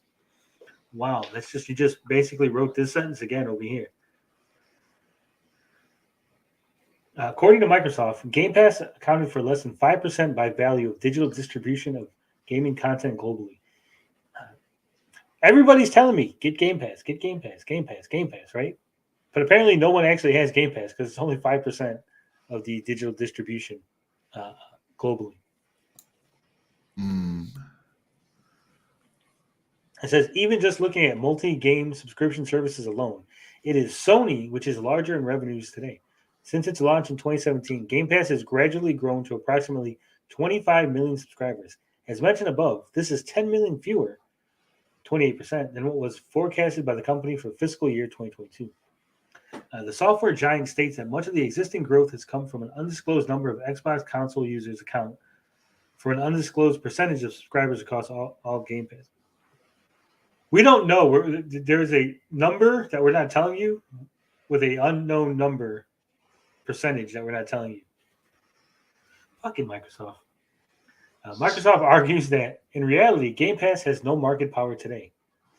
Maybe this is Microsoft planning this story to be like, see, we're not going to have a monopoly, guys. Give us Activision because we can't even get fucking Game Pass for people to buy. Like Sony's killing it with their PlayStation Plus. People will still buy that. Don't worry about it.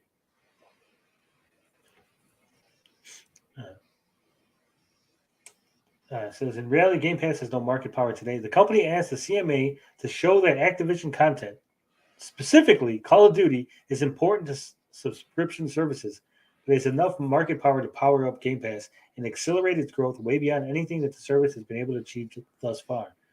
It also asked CMA to show that this alone will undermine and weaken all other subscription services that either do not exist yet or currently do not rely on Activision content for any of their offerings. Microsoft finds either scenario extremely implausible. See, that's exactly what I said. Microsoft's trying to say, see, guys, we don't have any market power. And even if we get Activision, it's not going to boost sales of Game Pass by such a huge degree that we're going to dominate the market. Do you believe this, Bob? No. No, I think you may be right. There's something in that. Appear weak so that they can, or appear weaker than what they are. Yeah, I agree with you. Yeah, for sure. I agree with that. Blinded says, wow, you're telling Phil Spencer is a liar and Xbox overhyped Game Pass? Yeah. I think this is them planning that they planned the story that isn't necessarily true in order to appear weaker in the market so that the Activision deal will go through. Previously, it was reported that Microsoft has invested less than between 1 million to upwards of 100 million on deals for Xbox Game Pass subscription service. According to the LinkedIn profile, wait, you can't look at LinkedIn profiles. I was told that was harassment. Of Xbox Game Pass content strategist Ben Favreau. He has worked at Microsoft on Xbox Game Pass deals of all sizes, ranging from less than 1 million to over 100 million opportunities. Such content investment has grown Game Pass from 10 million to over 25 million subscribers. Why do you think that there's such a low number of Game Pass subscribers? I didn't think it was as low as that. I thought it was a lot more. I mean, everybody makes it seem like it's a lot more. Bob, you got Game Pass, don't you? Yeah. So that's one. I honestly thought at least more than half of the people that owned an Xbox had Game Pass. That's how it always seemed to me. But it doesn't seem like that. Well, how many Xbox, what are the sales?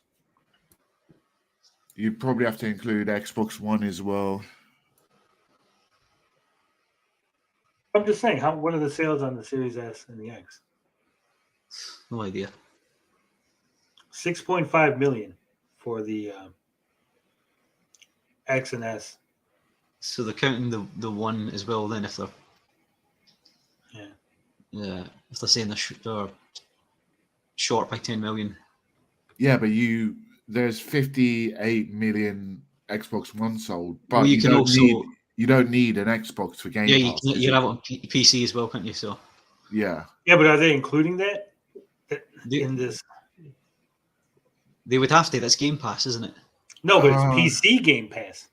True, because they're saying Xbox Game Pass subscriber target. Is it not the same library of games? No, doesn't matter. They put a different name on it. Okay. Because if they'd said Xbox Ultimate Game Pass, they might be conflating numbers. They might be using semantics to Yeah, creative accounting. Yeah. Because it'd be like saying, well, there's only 100 PlayStation Plus premium accounts. You're like, yeah, but how many have the regular one, right? Like, Because so- it looks like the UK's Competition Markets Authority is causing the hold up now. So maybe they're just trying to massage the numbers for them. yeah, that's what I think's going on here. I think there's some creative accounting going on, some massaging of the numbers. Because your US equivalent has passed this, hasn't it? Yeah, we don't care about this shit. These are kids' toys. Who cares? What do you think, Bob? Final conclusion? Game Pass is overhyped, and Phil Spencer lies. Ooh. We're never getting a Xbox sponsorship on We're this. never getting any sponsorship, are we? Now we might get Sony. We're ponies. We'll shell like fuck for Sony, yeah. Yeah. With your Amico controller and your avatar. I'm trying to get my Amico test unit, man. Leave me alone. All right. So, I don't know if you guys heard about this game called Callisto Protocol. Yeah. Uh, I was there hoping it was going to be good, but there was a few issues with the game. So we're going to go over it. We're going to talk about it. We got an article from Kit Guru talking about the review embargo. We're going to go over that first. And then we're going to talk about the reviews from PC Gamer. I remember we talked about the season pass last week, right? And we were saying how it was kind of odd and it was all that stuff. And boy, did we not know the issues that this game was going to have. it looks like a beautiful game as well, so it's a shame. I've seen reviews. It looks awful. No, it looks nice, but apparently it is awful. We'll get to it. Hold on. So the Callisto Protocol, they got issues. Vinbar says it looks pretty. Bob says it doesn't look pretty. It does look pretty. It's just there's issues with it. Well, when he said it looked nice, you said no, it doesn't, Bob. What Bob Just because I put the Chiron on doesn't mean you get to change your mind, all right? What Well, Bob it meant was it doesn't look good for it. Well, it has loads of shader compilation starters, so it doesn't look nice. No, it's very stuttery and a mess. It Well, looks then- awful. There you go. All right. This is from Kit Guru, a website I've never heard of until today. But it says the Callisto Protocol's review embargo will lift on the game's launch day. This was 5 days ago. We're a little behind on the news, as we always are. But this is always a red flag. When you have a review embargo, whether it's for a movie, TV show, video game, record, and the reviews are day of, red flag. That the studio behind it has no confidence in the product. Yeah, usually. Says the Callisto Protocol is looking to be one of the most exciting new IPs releases of 2022, with the game set to arrive in a few short days on the 2nd of December, which was yesterday. In a slight moment of potential concern, it has now been revealed that the Callisto Protocol's review embargo will lift on the game's day of release. Fucking Bob. As reported by Twisted Voxel, the Callisto Protocol will see its review embargo lift on the 2nd of December 2022 at 6 a.m., the same day as the game's release date. While not necessarily cause for concern in its own right, it is worth noting as some games have in the past used such tight embargo deadlines in order to mask potential criticism and to prevent players from possibly canceling their pre-orders. I mean, that's 100% what they did. Yeah. 100%. And I do love that we're reading this 5 days later because they're like, hey, this might be a problem. It might not. Turns out it was. Spoiler alert. That being said, we have in the past also seen universally acclaimed titles that have review embargoes set as their launch date, as was the case with Doom 2016. So it could go either way. Regardless, those who have purchased the game physically will be met with a rather hefty launch day patch, weighing in at almost 27 gigabytes. Hopefully, neither the patch nor the review embargo is cause for concern, though we simply have to wait and see. Uh-oh. Doom, doom, doom. And the narrator, this is where the narrator comes out, but they didn't have to wait. Because we got the results. And the results say, Bob, you are not the father. The Callisto protocol launches to mostly negative Steam reviews because it's a stuttering nightmare. This is from PC Gamer, Molly Taylor. The stuttering protocol doesn't seem to be getting on well with our rigs. I mean, look, it looks nice. Yeah, the gameplay looks awful though. Still, the Callisto protocol has proven to be a surprisingly divisive release. Things like its combat, endless death animations, and narrative have split opinions across the board. Our own Sean saw the positives as well as the problems, scoring it a 79 in his Callisto protocol review. The one thing many seem to agree on, however, is that the PC release sucks hard. How can you give it a 79 and then say it sucks hard? I know Sean is not the person who wrote this, but Sean doesn't seem to know video games very well if he's giving it a 79 and they're calling it a stuttering mess. Yeah, That's high praise for a stuttering mess. As of writing, the game is sitting at a 26% positive review on Steam, though that number was as low as 22% earlier in the day. That seems brutal, and it may be to an extent, but performance issues are making the game close to unplayable for many. The biggest offender is stuttering, something that was noted in the performance side of our review. A quick side note. Bob, you're the PC gamer of the group, right? Yep, at the moment. As a PC gamer, do you think that review outlets should have play the game on both a minimum rig, a rig with the minimum settings, and one that has like the higher end? Or do you think Wild West, whatever they play it on, it doesn't matter? That's a tricky one. I think they should play it on a Do you think maybe they should just list their specs? Like, these are the specs we played it on? Oh yeah, for sure. I think they should list the specs and the settings they played it on, because that could make a difference. They should play they should review the game on the recommended settings that the game has given you. Well, they don't. They do recommended specs. I don't know if they do recommended settings. Sorry, recommended specs. That's what I meant. Yeah. Well, and then that's review it at that level. And if it's a stuttering mess, then you can review it low. If you try to play it on a machine that's weaker than what they recommend, then it's your own fault at that point.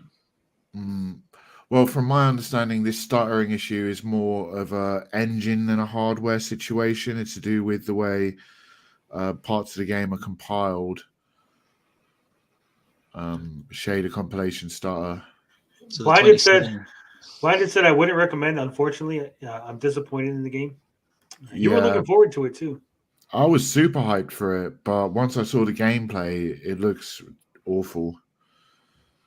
Very linear, basically more of a melee combat game than a shooting game.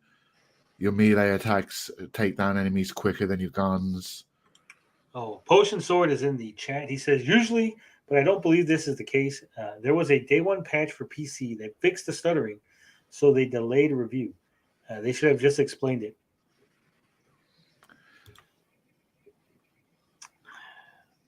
Do you believe that? So is the 27 gigabyte patch fixed the stuttering then? Is that what we're saying?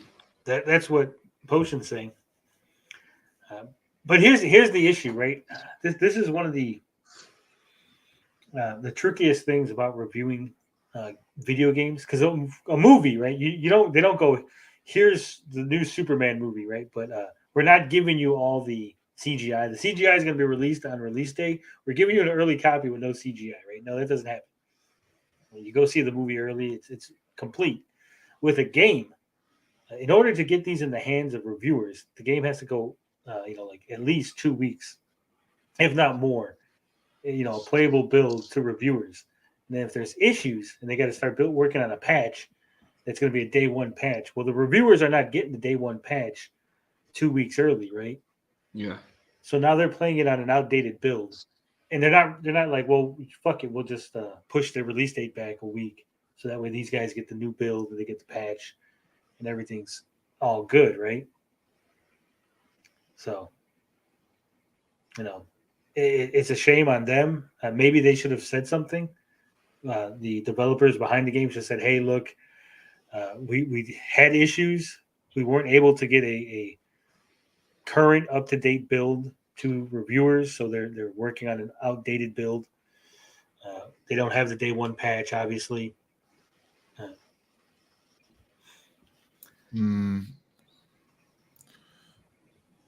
I mean, what else? What else are you going to do? You could either delay the game. Well, that's what they should do, and then fix it and release it finished, like they used to do in the old days. This downloading tons of gigabytes of patches is pissing me off, to be honest. Yeah, but I mean, okay, so if you're buying it physically, I can understand that, right? But like this day one patch, if I gotta download Callisto Protocol, I'm already downloading the game.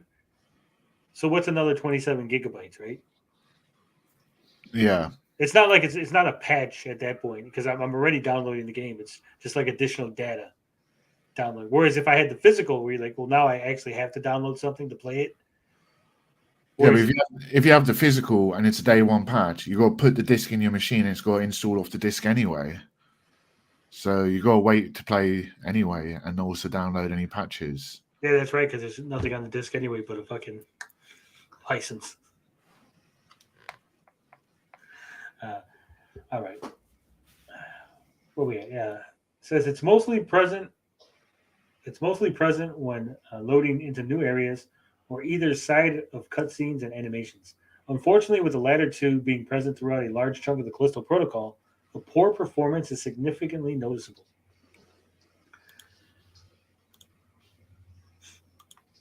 A couple of Steam reviews jokingly refer to the game as the Stuttering Protocol, while several others have called it a mess.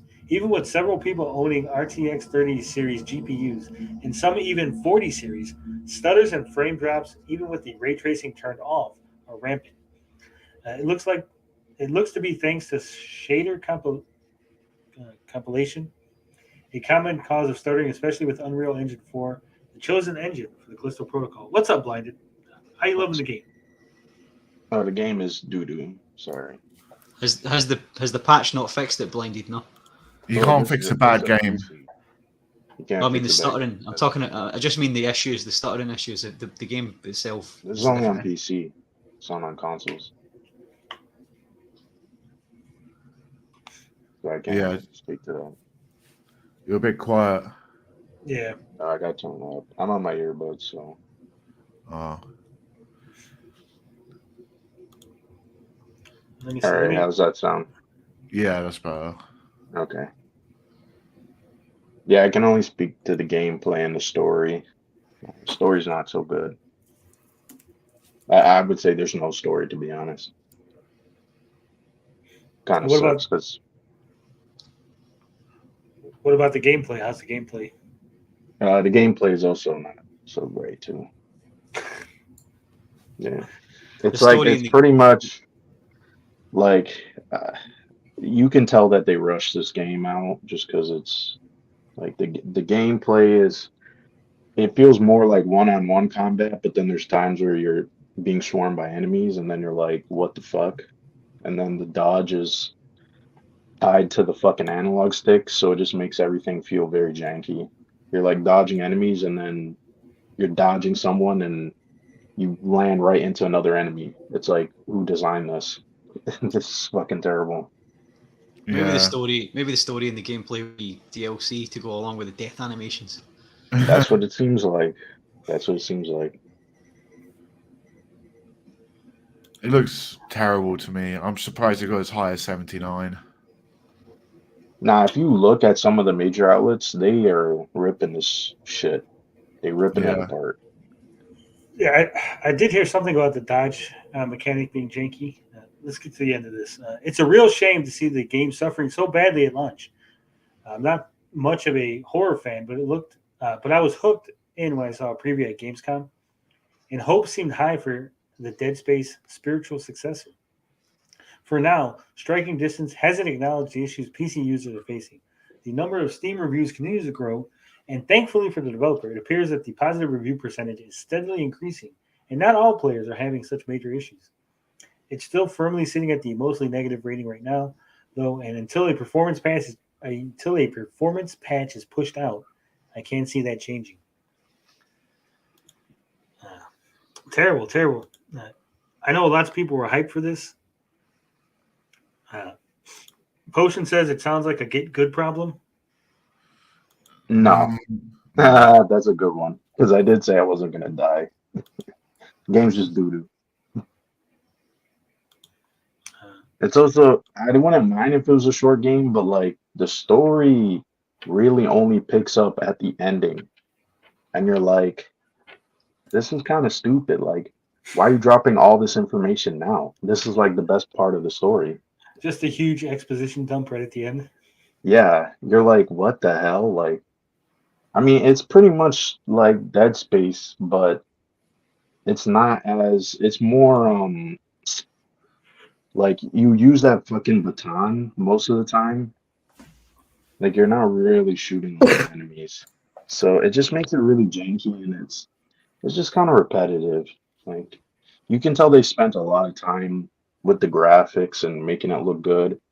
Hiring the talent and stuff, but the game's just it doesn't even live up to the opening. The opening is like the best part of the game, and then that's it. They're like, why are you in this prison? They don't explain that until later on, and then it's like, why do I even care at this point?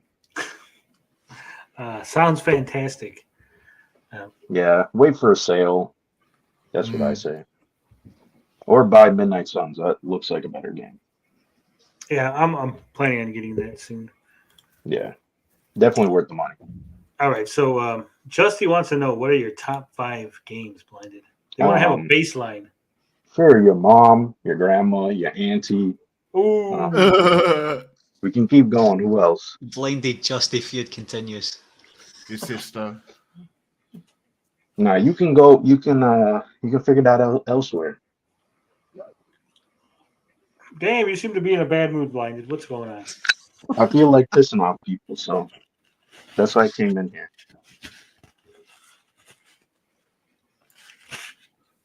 Nice. All right. Nice. So we got one more article. Then we're going to watch a bunch of trailers. I got to get it up, though. Hold on. That's what she said. Ooh. Walked into that. All right. So we were just talking about patches, about games being a janky, broken mess. Last week, we talked about Pokemon being a janky, broken mess. But apparently, they're going to have patches for it. They're going to fix it. It's all going to be... Spoilers. So this is from gamesindustry.biz. Marie Delisandra, features editor. We apologize for the inconvenience. Nintendo addresses Pokemon complaints. Company working on improvements to the games as latest patch releases. Look at that. Don't you love these motorcycle Pokemon? They look cool. I'll give it that. I have no idea what I'm looking at. It's just a big... I just beat the game. That's why I was late. I beat the game 50 hours in. I played with the patch versus without the patch.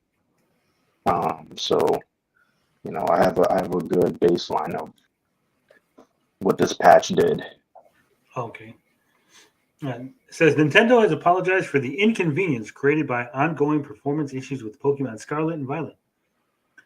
In a post on its website introducing the latest update for the recently released Pokemon titles and how to update the games, the company released a statement saying, quote, We are aware that players may have encountered issues that affect the game's performance. Our goal is always to give players a positive experience with our games, and we apologize for the inconvenience. We take the feedback from players seriously and are working on improvements to the games. The patch, which is releasing today, is due to address a certain number of issues, including a bug with music. It also introduces the first season of ranked battles and other select bug fixes.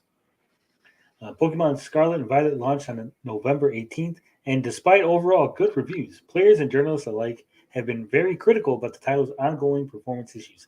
How can you have good reviews and ongoing performance issues? Pick a lane. In an opinion piece published a few days after launch, we argued that it was probably time for Pokemon to end its 3-year cycle. Damn. They got Gary to write that one, or?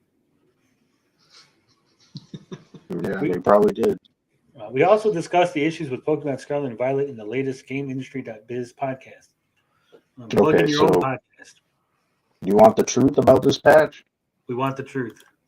All right. So the patch, it didn't really fix anything. Okay. So they pretty much lied, technically, because if you play it in handheld, it is a lot better in some areas that were janky as hell. There was one lake area that it was sub 20. It was so bad. But when I played Dock, I could see no difference. It was constantly dropping frames right at the tail end of the game. You got to go fight the professor. And so you got to walk down this cavern until you get to the boss. And it was dropping frames like crazy. So they really didn't patch the game for the Dock mode. So, yeah. That's Nintendo for you.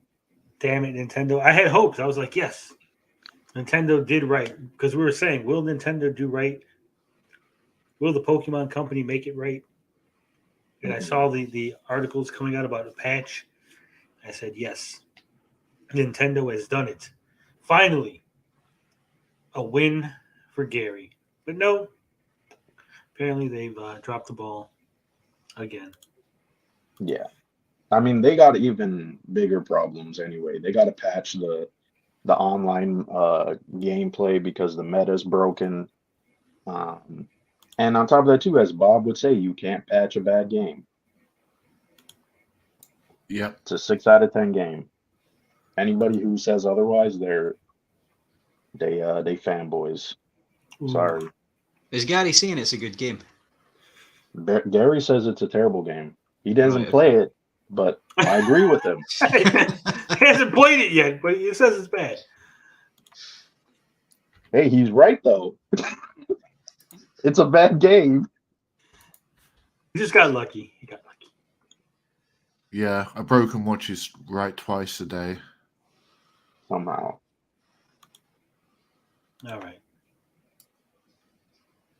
Man, what the hell's going on here? All right, so Pokemon patch came. Wasn't great.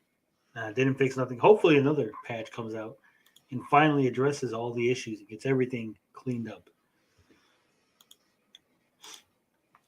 How was your week, Blinded? It was pretty okay. Just I'm trying to get to that 50 games being in a year, so I'm trying to clean up some of the backlog. Because some people in the chat are accusing me of not playing games. You don't play games. Yeah, apparently I don't play games. I just make up shit. Apparently I don't own Gamepass either. I don't own an Xbox. So I don't own a PC. I also don't own a Switch, PS5. So yeah. Man, he's over here flexing. Yeah, well, they're non-existent, so it's not really a flex. It's a fake flex. All right, so you've joined us just in time so we could watch a few movie trailers and get our stream copyright claim. I got some hot takes, so Uh-oh. I'll piss off more people today. Do you know which trailers we're watching? All of them. All of them. There's a Oh, few God. I'm sure we're going to be watching. Oh, Is it one with the old man running around? Yeah. Yep. Oh no. I wonder if they dropped the resolution even more, if the game would be redeemable. Oh, are you talking about Pokemon? He's talking about Pokemon, yeah. No. Not even close. All right. We're going to do some trailer reactions. We got 4 trailers. Indiana Jones 5, Guardians of the Galaxy 3, Super Mario Brothers movie, and of course, the one I'm excited about, Transformers Rise of the Beast. Why you always got to be pissing in my Cheerios, Bob? Transformers movies are terrible. They're absolutely awful. Did you see Bumblebee? No. That one was okay. I think you should watch that one. I don't know. I got after Age of Extinction. I don't know if I could ever watch a Transformers movie again. So you're lucky you didn't see The Last Night. That was No, that's the one I mean. The Last Night. Yeah, that one was fucking awful. That's what I hear. Yeah, they couldn't even record it in the proper fucking aspect ratio. How do you do that? Ugh. That's embarrassing. I actually fell asleep during Dark of the Moon. I was watching that at home. I just knocked out. Not good. But I have not seen it. Was Bumblebee a reboot or is it just a continuation? It is a prequel, so it is a continuation. That one takes place in the 80s, and this new one takes place in the 90s. So, wait. No, I'm just saying because I remember Bumblebee was in the original Transformers, and yes. So then, how does he hang out with Haley Steinfeld in his own movie? Because he's been about for a long time. Well, the correct answer is the writers have no fucking clue what they're doing. Yeah. Okay, so it says it was a prequel. Then it was later declared a reboot of the franchise. It felt like it was retconning because it felt like Bumblebee hadn't been around as long as this prequel made it look like he was. Yeah, so yeah, that would make more sense. But he was a Beatle for a bit, wasn't he, in that film? Yeah. Mm-hmm. So if that's the case, then I guess this would be a sequel to Bumblebee in the new Transformers Extended Universe timeline. I don't know what you want to call it.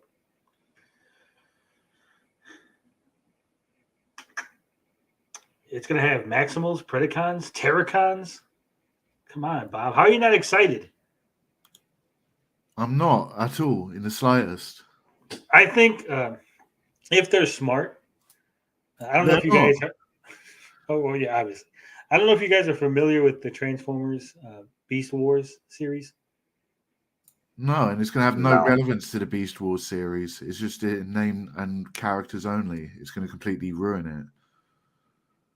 Okay, so in the Beast Wars series, the Transformers actually come from the future, end up in the past, because Megatron from the future wants to kill Optimus Prime in the Ark before he becomes, wakes back up in the original Generation 1 series. And then the Maximals come back to stop him. And that's how they become the Beast Machines, because they end up like screwing up on their journey and they get like hit by an asteroid or some shit and they end up too far in the past. So the good guys are trying to protect the Ark in the original Transformers from Megatron and them. And they could be doing something like that here. And that's how the timeline gets screwed up. And they connect the two series of movies. And they say, see, we didn't screw up Bumblebee. You guys just weren't ready for it yet. Or I'm talking out my ass. But we'll watch that trailer first, since I know Bob wants to see it. He loves it. Yeah, super hyped. Have you watched the trailer, Bob? Yes. Okay. So here it is. Transformers Rise of the Beast. 2-minute and 15-second trailer. I will put it a little low. We don't want it super high. It just looks so generic and just like every other Transformers movie. Give it a chance, Bob. Yeah. No. We're not even 1 second into the trailer, and you're like, this is like shit sucks.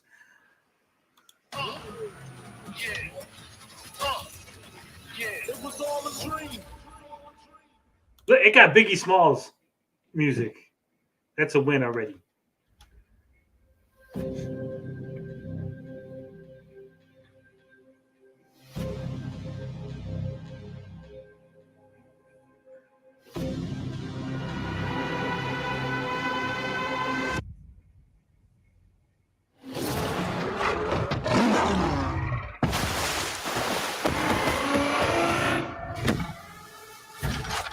Stand down. I'm not the one to fear, Prime. There is a darkness coming.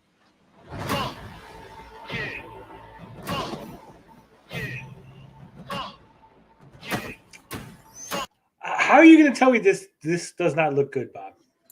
Optimus Prime looks better. He's closer to his Gen 1 look.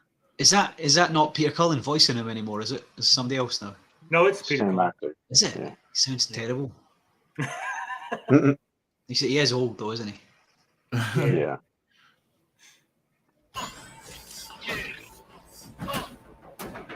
It was all a dream.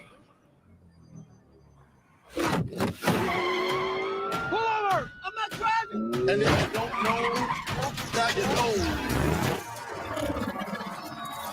Look at that shit. It reversed, Bob. Whoa. I can even tell that's what happened. It's so confusing. Are you being serious? Yes. I needed you to say that because I've watched this trailer twice and I didn't even realize it was reversing because it's like, meh. I'm not sure if you're being facetious or not. I'm not. The cinematography is terrible. How is it? How could you not follow this sequence? I think it's the editing. Look at he hits him. He turns around. The car's now facing the wrong direction. The trunk opens up. The shit slides around him. All the shit slid around him, Bob. And now it's facing the right way. How is that not hard to fucking figure out? And then it used its mirage powers to make duplicates of holograms, like in the cartoons. Spread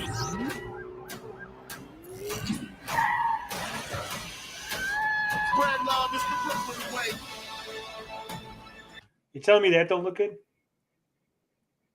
It looks pretty generic. It looks very Transformers-y.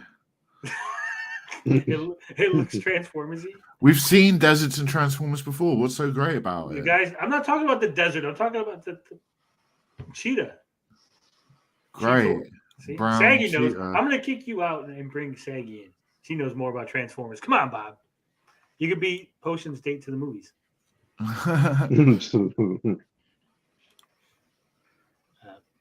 I think that looks dope as fuck. I'm hype. And if you don't know, Look at that. Air Razor. You're easily entertained. Is there something wrong about being easily entertained? You could jiggle keys in front of me, and I'll be like, keys. No, not necessarily. As long as the key's transformed. As long as what? As long as the key's transformed into something. How can you say that doesn't look good? Look at that. It's a fucking giant cheetah. Is that supposed to be Bumblebee? Yes. No, I don't think so.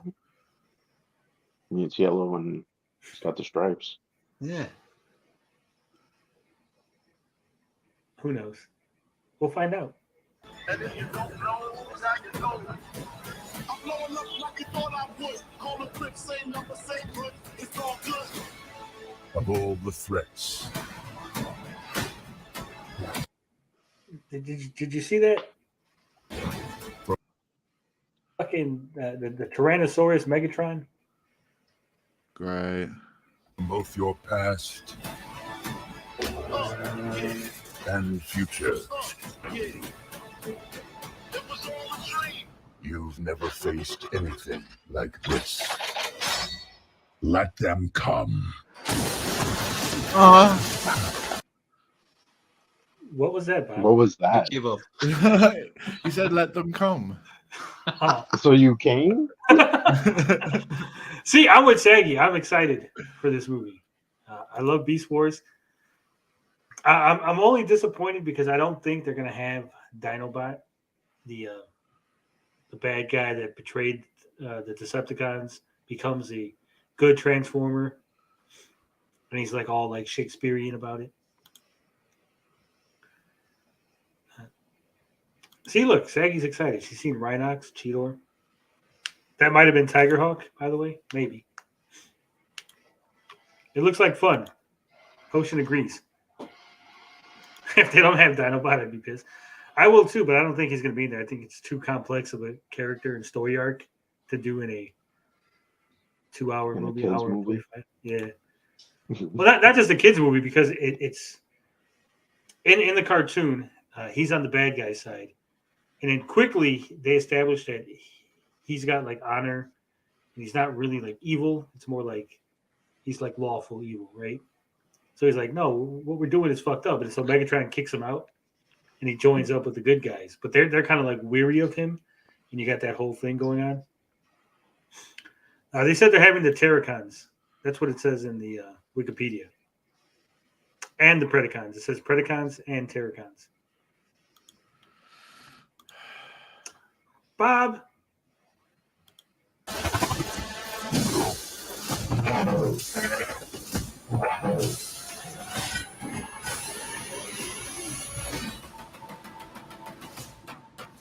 And if you don't know, now you know. This can't be real. This can't be real. Oh, it's real.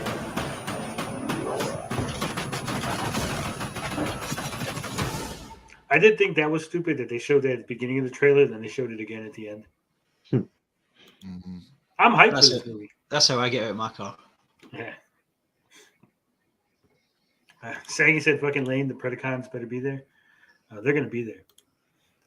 I think it's going to be an awesome movie. I'm excited. Hopefully it does really well so they can make another one. Oh, it'll do well. It'll sell loads of tickets. Michael Bay's not touching this, is he? No. Okay, good. I'll give it a go then. I'll pirate it. Oh, if it's coming out we near don't- the Flash, we don't pirate I think it. it's going to bomb. you think so? Yes. I don't know. I don't think the Flash is going to do that well. I don't know. I think the Flash is going to be pretty good. I think everybody's the sleeping movie's on going to be Flash. pretty good. I just don't think it's going to do that well. I think it will. No, I think it will. It's got Michael Keaton in it. That's not Oh. really a great selling point. That For a lot of some that's people why it I'm is, going to Bob. see it. Yeah, That's why for a I'm lot of going. people it is. It's coming out June 9th. So, Transformers? yeah. Okay.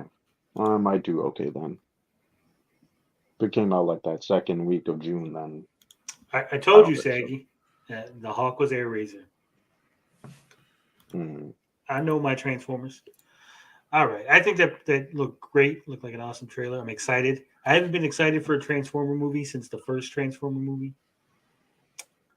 I might just like binge all the Transformer movies tomorrow to get ready for next year. No, I don't think God. that's a good idea. That'll probably put you off from seeing this one. Might not wake up after that. Maybe. All right. So where are we going next?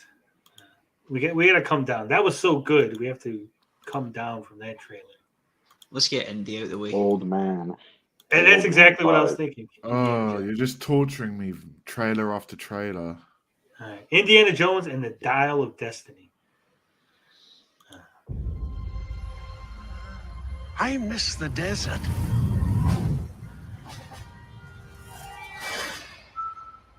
I hate sand. Why do you hate sand, Bob? It's a Star Wars quote. You were supposed to say the rest of the line. It gets all in your vagina. And No, no. It's coarse and rough. It gets everywhere. Come on. I miss the sea.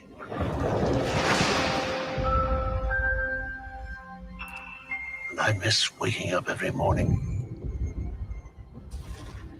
wondering what wonderful adventure the new day will bring to us. Oh, did you see what the director, was it director or the producer said about the movie? No. Recently? Yeah, recently. No. Let me see if I can get it. Did he say it's really shit? Don't go see it.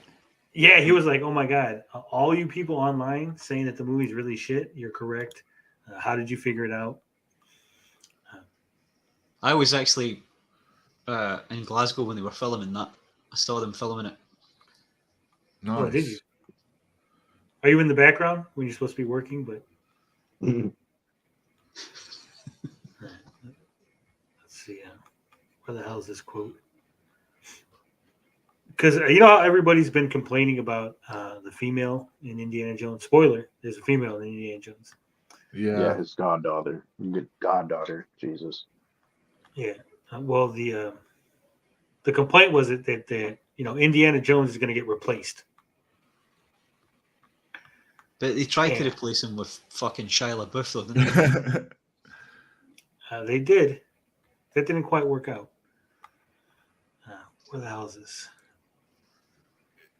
It was from Mangold. From what's his name? James Mangold. James Mangold. Yeah. All right. He said, one more time, no one is taking over or replacing Indy or donning his hat, nor is he being, quote, erased through some contrivance. And he never was. Not in any cut or script. But trolls will be trolls. That's how they get their clicks. And please don't exhaust me pointing out how once in a while a troll is right. Even a blind squirrel finds a nut now and then.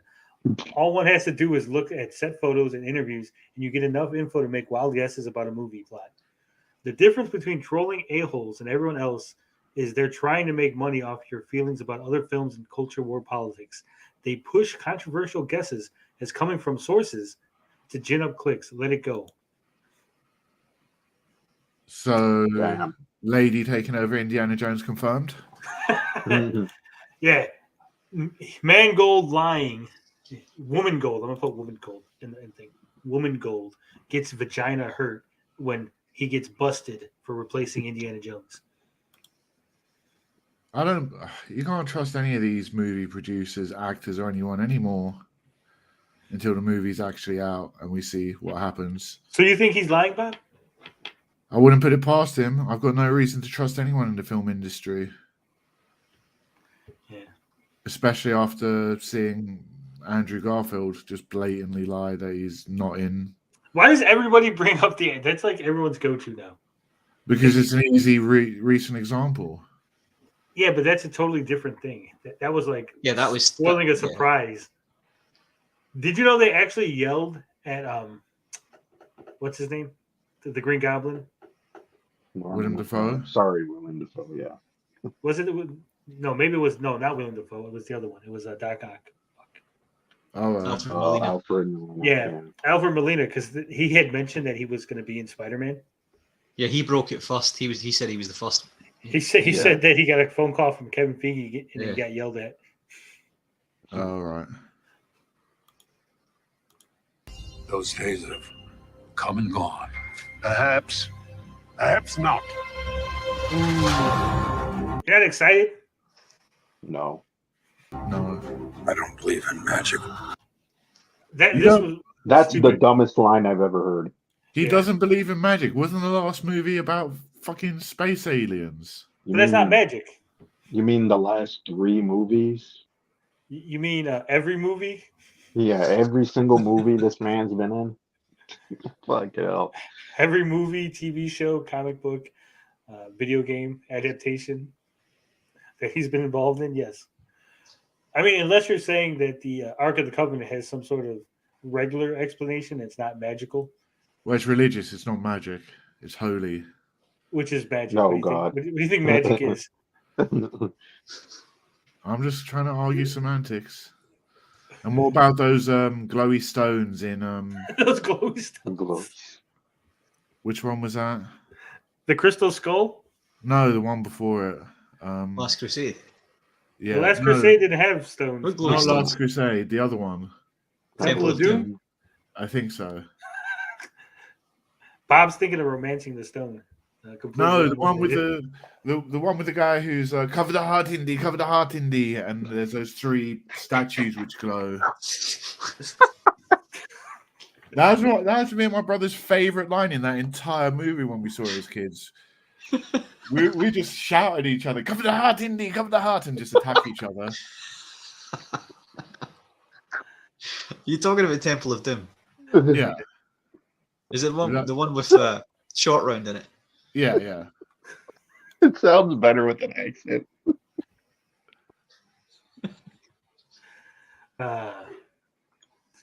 Yeah.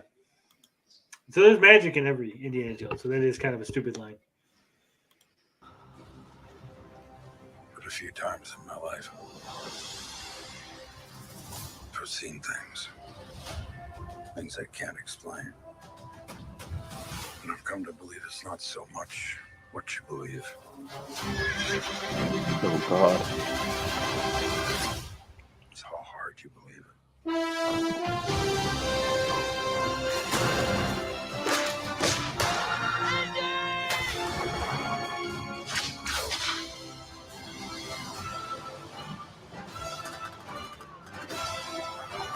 You're telling me this doesn't look exciting?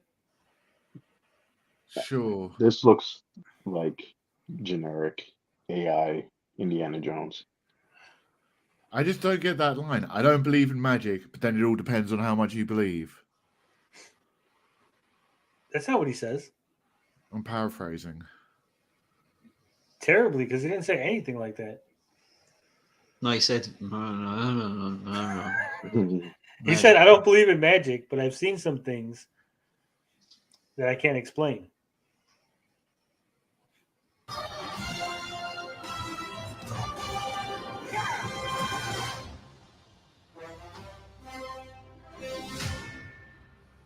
Who is this man? I'm her godfather. Related. Get back.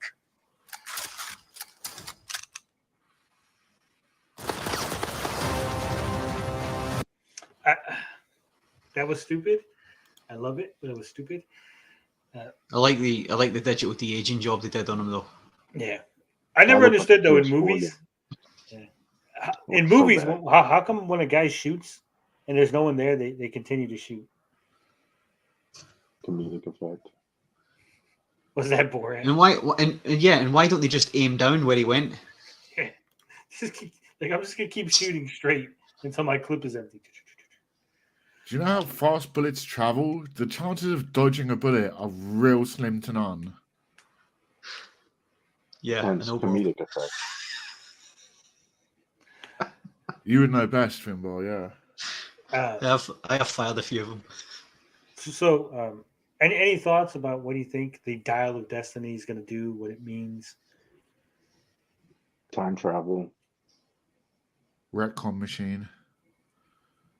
Well, I think it's going to be, that ancient device that they had no idea what it is, but it found it in the ocean. Mm-hmm. It's got remember the ancient computer? They're like, it's an ancient computer because it's got an analog thing. Yeah, I'm going to agree. Yeah. Yeah, I think that's what it's going to be. It would have been better if this was like Atlantis or something, because Nazis again. The fact that they never adapted Fate of Atlantis into a film was a lost opportunity, I think. Yeah. Should have done that. This just seems like been there, done that. I feel like every Indiana Jones movie should be a new adventure. Like, why are you revisiting the Nazis?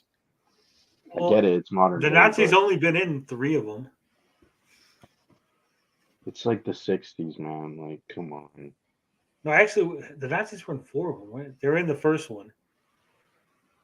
They were in the Last Crusade.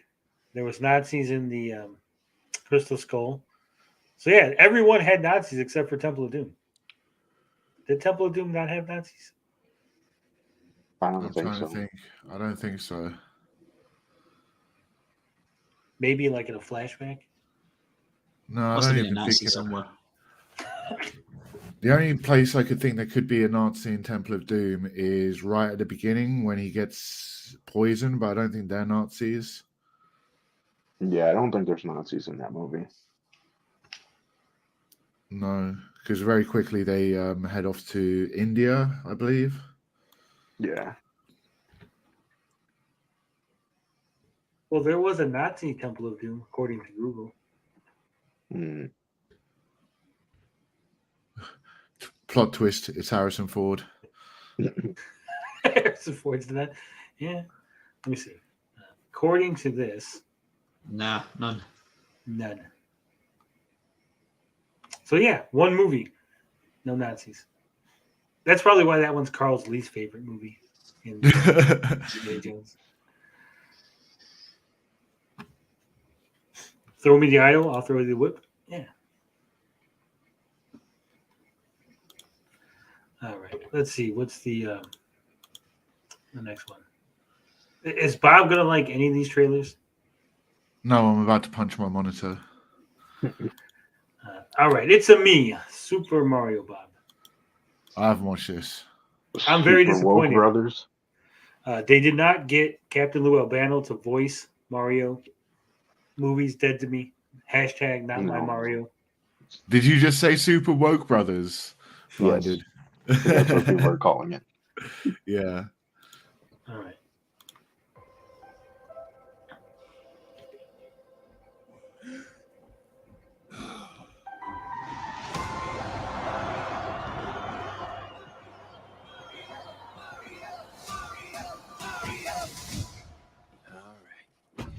That's a go. Hold on. All right. That's a go. Oh, I didn't stop it fast enough. Look at that. They're like girders, like in Donkey Kong. Yeah, I was thinking this Yeah. looks a bit like a Smash fight. This does look like a Smash level. Well, it probably is Smash inspired because they got the Mario Kart racers in it and everything. Spoiler alert.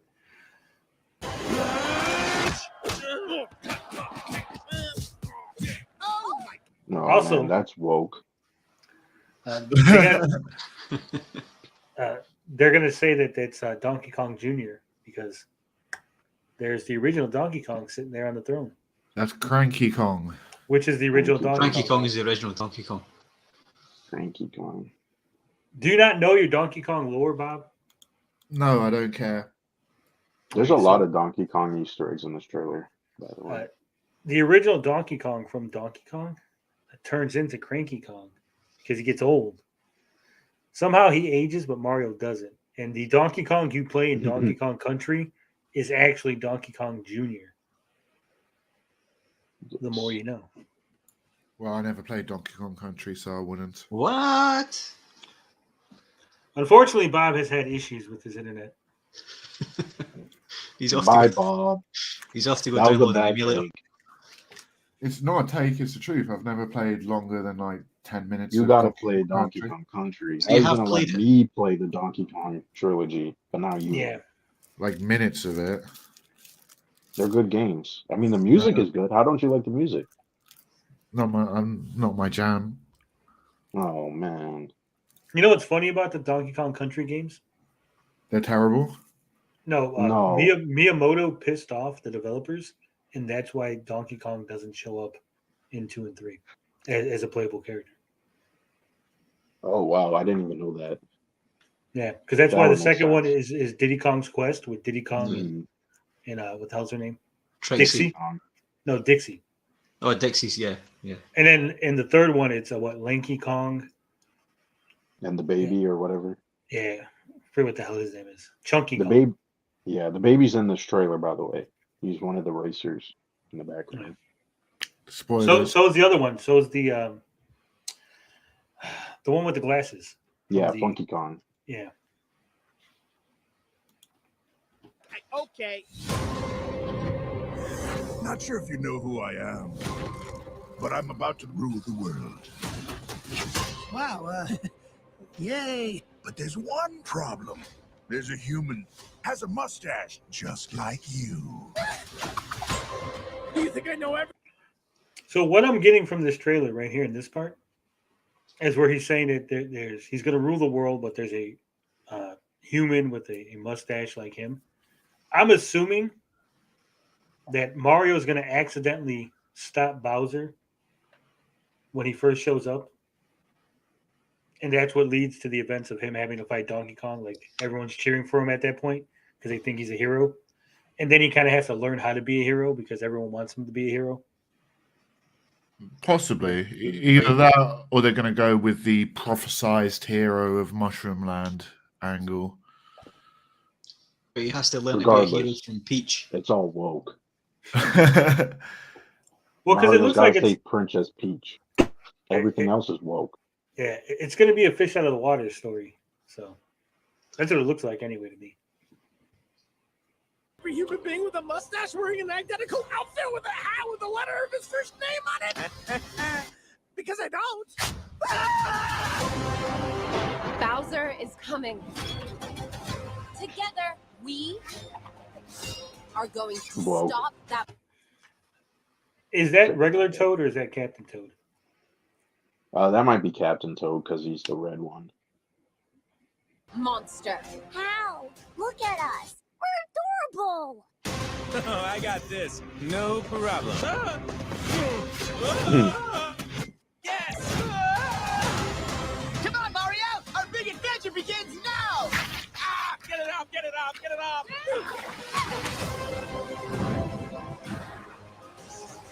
There's a huge universe out there. I'm going to predict right now. I predicted this on Max's show, I think. No, was it Bob? It was on Bob's show. But I think that this movie is going to end with a post-credits Rosalina reveal. And hinting at a Mario Galaxy type part 2. That would be cool. Because that's why she's talking about there's a lot of galaxies out there or whatever. Universes, yeah. Unless you see like the Master Sword or something in the ending. And then we see Link pick it up. That would be crazy as fuck. Yeah, that would be. That'd be pretty. I did like the Fire Flower and the Yoshis. I can't. A lot of galaxies. I miss the Yoshis. Island. Right there. Boom. All the different Yoshis. Yeah, well, you keep pausing it. Flowers What's that? It's got the same flowers as the game in the opening. Yeah. Never played Yoshi's Island either. Oh, man. What? Oh, man. Maybe 5-10 minutes of it. Kick him again, Tony. Oh, Jesus. That's why you like Zelda 2. It makes sense. Yeah, I like good games. Potion Sword Run says he learned something today. Now I'm going to go look that up. Cool. Tony Rad, I knew that. Yeah. They should have CGI'd Bob Hoskins. Yeah, Distant Earth. Man, our Super Mario Brothers movie was complete trash. So at least they're giving the kids something that looked like Mario. The Bob Hoskins movies, I'm agree with Evil. I like it. Maybe it is because I watched it in theaters as a kid. It's not horrible. It is horrible. It is horrible. It's not horrible. I can find enjoyment. Can you not find enjoyment in the movie? I loved it. It's great. It gets too much hate. I saw that as a kid. I was disturbed. I mean, for two guys who were drunk on set, it was a pretty decent performance. I couldn't even tell. A lot of galaxies. See, there's a bunch of universes with a lot of galaxies. Mario galaxies. They're all counting on us.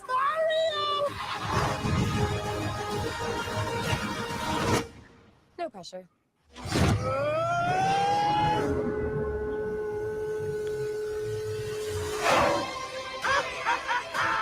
Look at that woke road. Woke. Yeah, there was an article of it that one. People complaining about them putting the pride flag in it. Yeah. Oh my god. What I want to know is who are all those other people? We got Donkey Kong, Diddy Kong. That looks right here in the. That's a baby right there. Yeah. Yeah. I think what's his name? Oh, who's that in the back? No. This one That's right Funky, here. that's Funky Kong. I think Funky Kong's this one. No, that's Funky Kong on the right, surely. No, Funky Kong's the one with the glasses. The one on the extreme left, not The one dark, of those the kids. dark glasses. Oh yeah, they both have glasses. I thought the one in the middle of Toad was like King K. Rool, but I don't think so. That looks like another monkey or something. Yeah. This is something too.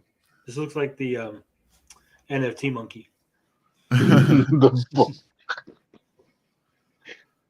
Imagine he was in this movie. Oh my god. The Bored Ape. The Bored Ape. See, Adam Wilson likes how bad the Bob Hoskins movie was. Evil loved the movie. Evil finally got representation in media. 2 drunk guys in a movie.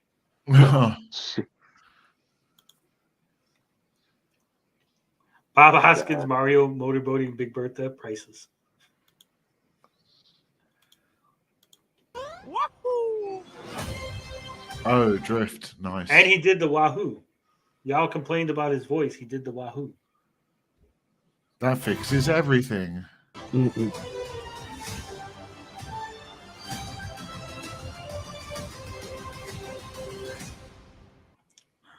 It's coming in April. You're not excited for Super Mario Brothers movie? Hell yeah. Yeah, definitely. I'll probably go cinema to see that, actually. Yeah, when that was first announced, I was like, it's going to be a stupid kids movie. But it actually looked pretty good. I think I might go see that in the theaters. Now we got one more trailer, and the stream has not been taken down. Yeah. This might be the one. We pushed the envelope. We had a Disney movie. We had a Nintendo property. Now another Disney property. And now comes another Disney. Yeah. Guardians of the Galaxy Volume 3. Let's go. And yes, Bob, I will be stopping it occasionally because that's how you make it transformative and not get copyright claimed. I never said shit. You said you're stopping it too much when you said I didn't see the Yoshis. I heard you. I didn't say not to stop it. We were gone for quite a while. But no matter what happens next, that ship looks badass. It does. Looks better than the Milano. Yeah. What was the second ship called? I honestly forget the name.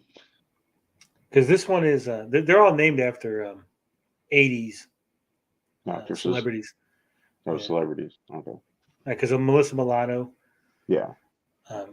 The Bowie. I think this one's the Bowie. Ooh, that's actually a perfect name for it. Because this is the same one from the special, right? Yeah, I think so. Because it has that hoop thing. Yeah, because in the special it was called the Bowie. the galaxy still needs its guardians. Hello, we come in peace.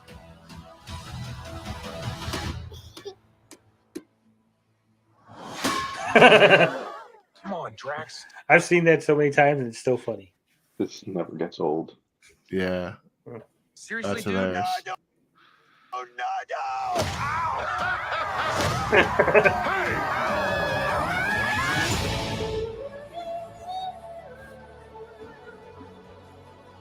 Don't forget where we came from. We have been running our whole life. Who is that they're holding? Star-Lord. He got knocked out because he saw Gamora. Oh, okay. That is a very Superman referencey from what the hell is it? Come on, the DC where he's holding Supergirl. Oh, yeah. Infinite Crisis. Crisis. Infinite Earth. No, Crisis on Infinite Earth. Yeah.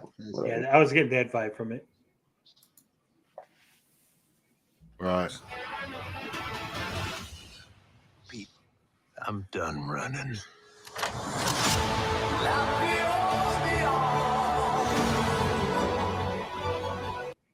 Do you have any idea who that is? I have a theory Yeah. who that is. Isn't It's that already confirmed. It's a high evolutionary. No, not The one him. running round. The one running. Oh, the one running around. No, I don't. I think that's the White Tiger. Huh? In the comic books, there's a comic called Heroes for Hire, and a character called the White Tiger shows up. I know who the White Tiger is. I don't there's think two that's different the ones. character. There's two different White Tigers. Are you talking about the one? They're bringing the White Tiger. They're bringing in for Daredevil, aren't they? Right, but that's not the one I'm talking about. You're talking about the half-breed one. Yeah. The one that's like a human. Yeah. Okay. Yeah. Yes. I know what you're talking about now. So I think that's who that is. I don't think that character is called the White Tiger. It's called something else. Because she's part of the New Men or something. Because that's what I assume that this whole story is going to be about. I don't think it's going to have what the hell's the rest of them, Man-Wolf and all them. Because I mean, if the planet that they showed is Half-World. I don't think it's Half-World. I think it's Counter-Earth. That would make more sense. Or it's like amalgamation of Half-World and Counter-Earth. Because the Counter-Earth is where the New Men were. That's where they started. And then, what's his name? High Evolutionary and Morlock. They were kind of like the overseers of the Counter-Earth. Yeah, with Man-Wolf being Adam Warlock's nemesis. Yeah. And just because I have to prove that I do know more Marvel comics than you, what does that say? White Tiger, Heroes for Hire? I thought you were talking about the White Tiger as in, the human one.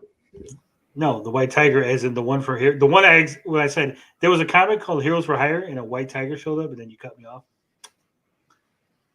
Yeah. Because she was created by the High Evolutionary. Yeah, but the white tiger with the mystical powers. I thought you were talking about that. No, definitely wasn't. Yeah, but the White Tiger female they're going to bring into Daredevil. That's the rumor. We don't know if it's true. She's like the original White Tiger's niece or something in the comics. Yeah.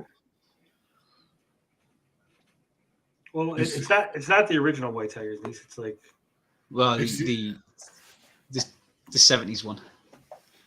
It's the MCU. They'll probably just mash the two characters together.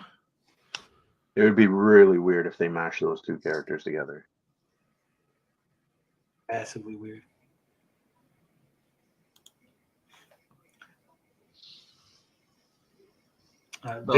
They might not have. They mashed Whiplash and Crimson Dynamo together, though, didn't they? So they've done it. Yeah, they have. Oh, but this is like space, and then you have like grounded characters. It wouldn't make any sense. Yeah, I don't think that's who you think it is, Tony. I think you might be right though, because like I said, they're clearly taking some inspiration from Counter-Earth. Like I even think the New Men are going to show up. It's James Gunn. Like he's probably going to be like, well, let's throw these characters in because they're super niche. It's deep cuts. Yeah. Who else could this be? She kind of looks like a tiger. Look at that. Like her face is almost non-human.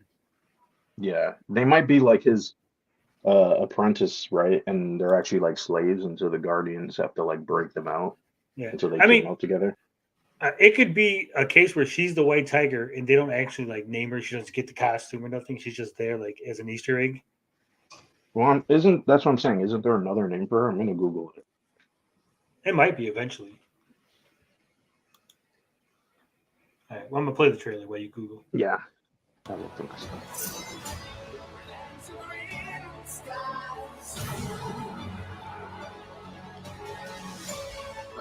We'll all fly away together.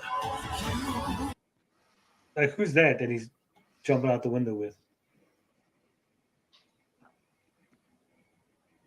No clue. We're gonna do an evil. We're gonna slow it down. Go back. Go back a sec. Go back again. What's up? What were you trying to see, Pinbar? The one that he was jumping out the window with. Oh, that was forward. That wasn't back. All right. But now we'll all fly away together. It's right there. I think it just might be random. I actually no. Yeah, Tony, you're right. It is White Tiger. So I think she probably will be. They'll give her a different name, but I think it's gonna be the same character. Caucasian tiger. Caucasian tiger. No arcade tonight. Why did they say in the Wikipedia or something that it's going to be White Tiger? No, I'm just because I was like, I thought she had a different name, right? But no, it's just White Tiger. I think she eventually gets de-evolved because she falls in love with Danny Rand, if I remember correctly. And she can't handle it because she's an animal. Yeah, I mean, I think it's possible they'll split the character because there's the other side of it, the spirit. I don't know where that came from. I don't know if that was an Ultimate Comics thing or I'm misremembering something.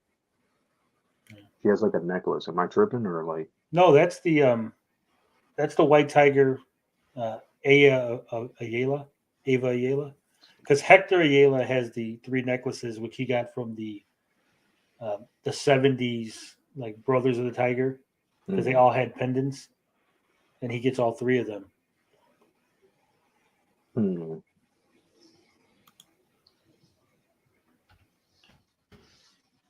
Yeah, this is definitely deep cuts. I mean, this is definitely deep cuts. That's what I'm saying. So, I mean, if they're on Half World, I'm wondering if, with Adam Warlock showing up, if they're actually going to have Man-Wolf. Because I don't see the high evolutionary just being the bad guy. He's not really a physical threat, right? Yeah, that's what I mean. I think he's going to have bodyguards, and they're the new men. That's my theory.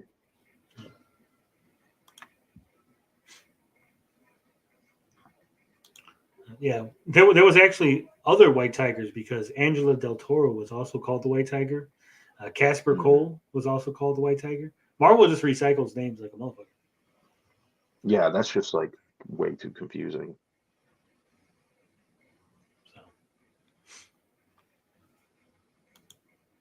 But the original White Tiger was Hector Ayala, Puerto Rican superhero. Look at that.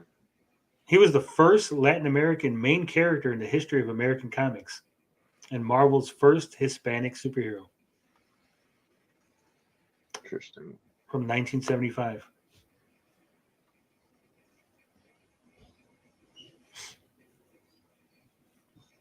Never knew that. He's a interesting. All right, back to the trip. One last time. Into the forever and beautiful sky.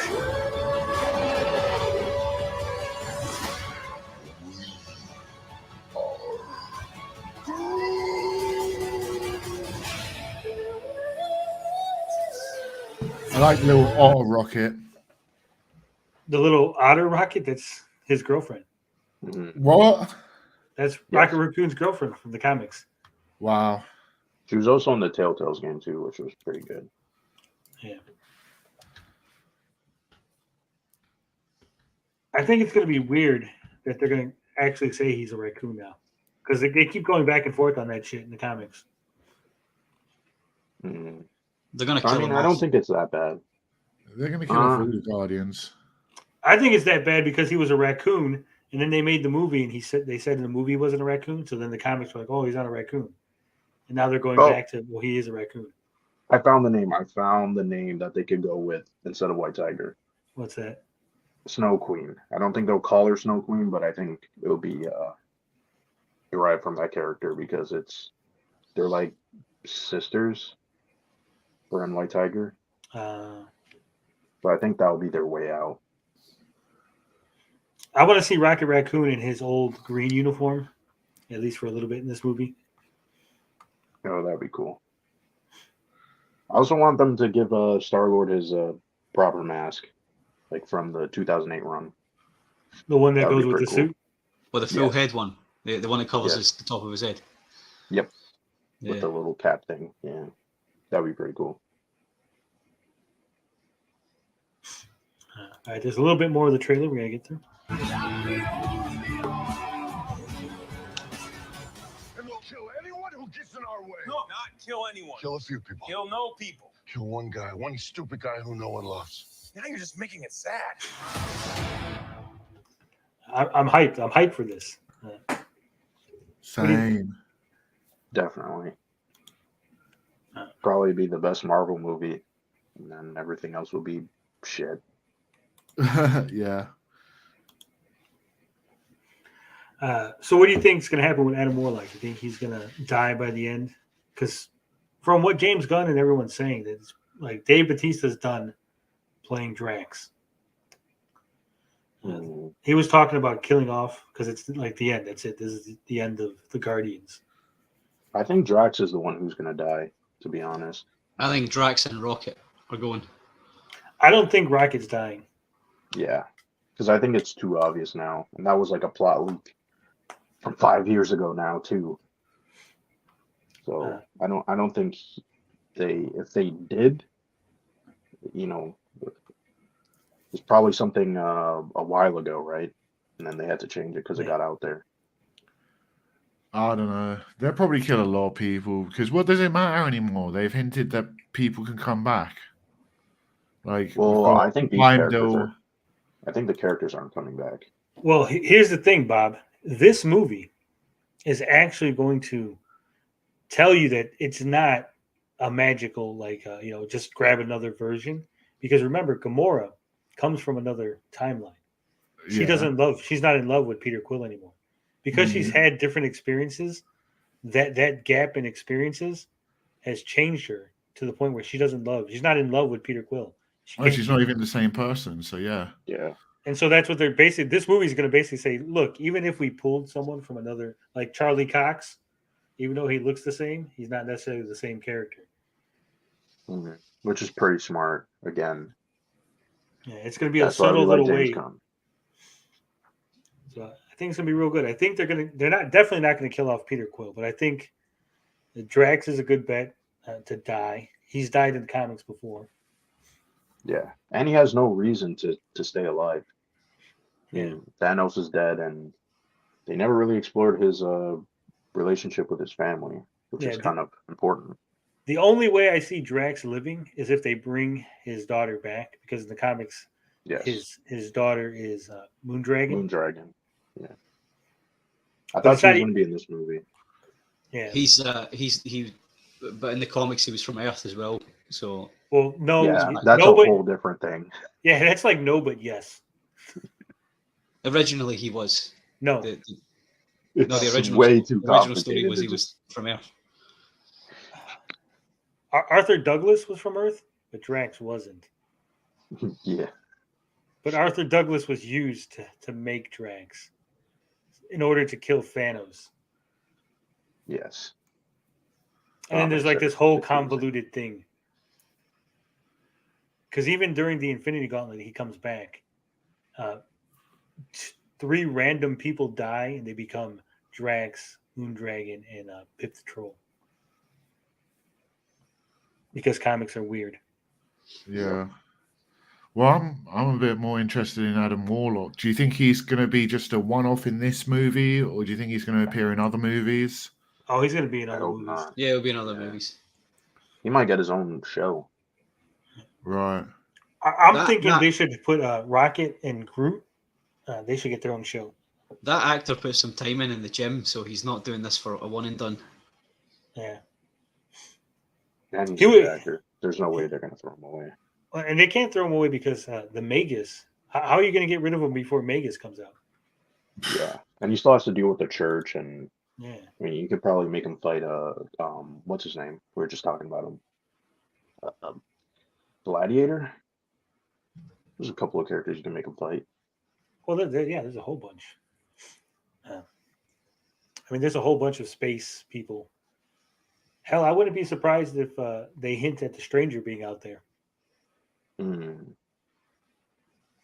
because he's also another cosmic being that does scientific experiments on people. And you got all the other elders of the universe.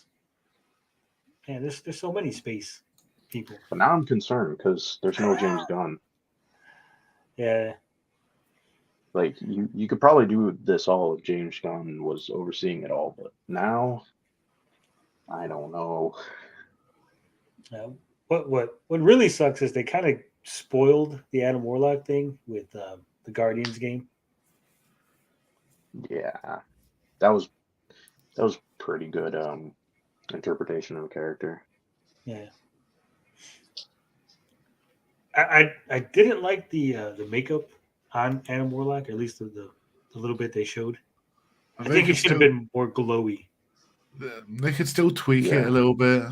I mean, we've seen them update CGI from trailers to movie. Yeah, but I don't think that's CGI. I think it's makeup. Makeup. It's definitely makeup. Yeah, it's makeup. They could tweak it a little bit, but I think that's what it's going to look like.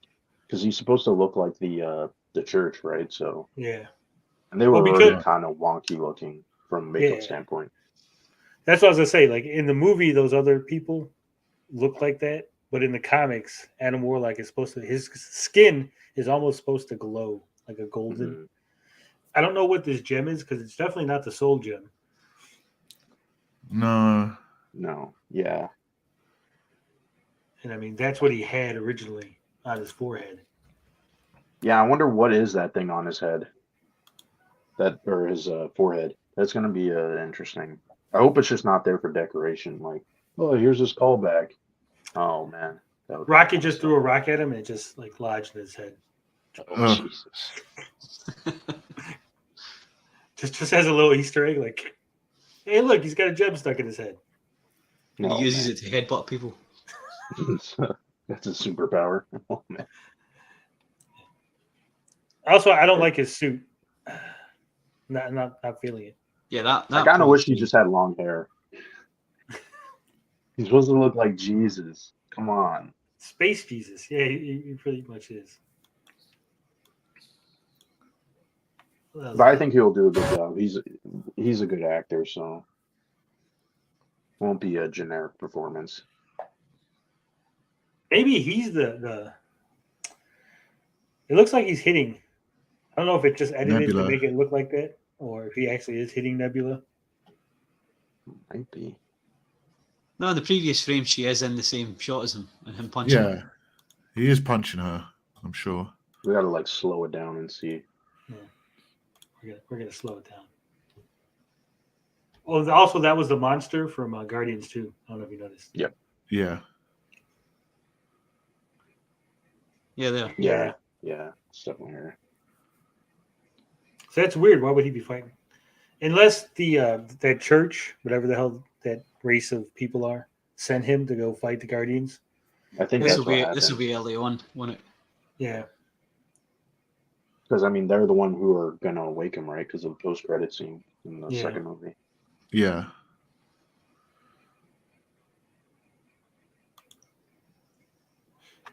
How are they going to explain this guy though? Is he going to be an alien now? Because in the comics, he's a human. Who's this? The high evolution. Might be. Well, that's my theory. I think he is going to be human, because that would make sense for the plot, right? Because it's supposed to be like an amalgamation of Counter World and or I keep saying Counter World, Counter Earth, and half World or whatever, right? Because if you go back and you look, the half animal looking creatures, they're on a planet that looks like Earth. Yeah. Urban houses and stuff. But so was Half World. Half World was remember, Half World is a psychiatric planet. Yeah, but I thought Counter Earth was the one that it's supposed to be like a replication of Earth, right? It is, but Half World was literally a place for old folks, and they built it like a assisted living facility, basically. So I mean, it could look like this too. And then I think all these took over. I don't think they took over. I think he's building a planet. No, I'm saying in on Half World. That's the in the comics. Yeah, but I mean, residents like for died. the theory of the movie, right? Like he's trying to replicate Earth, um, With animal and hybrids. yeah, and probably making his own team. That's why the new men come in, and the Guardians are like, "What the heck are you guys doing?" Right? Like this seems a little bit off. It's still funny, huh? Even in It slow looks motion. worse. So much. I mean, look, they even got human clothes and all that stuff. And I think there was even more set photos of like a city that looks, like a New York City, and all the people are wearing all these like 80s looking clothes. So Maybe I'm crazy, and maybe I'm not. But does this look like a Caucasian hand to you? no. Because it looked a little light here. Because I was wondering if this is a different character. Well, look at the opposite on his skin, the reflection on the fingers. It looks black. So I think it is. The high evolutionary grabbing him. Yeah.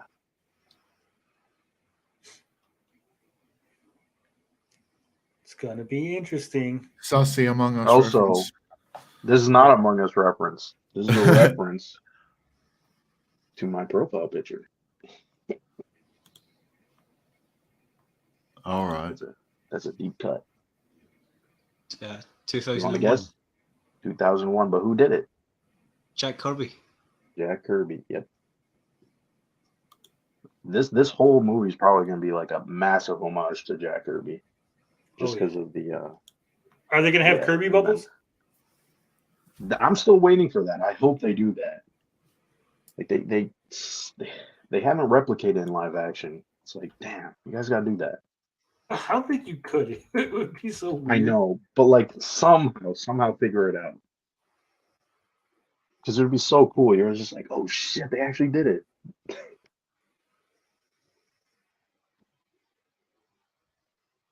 What else?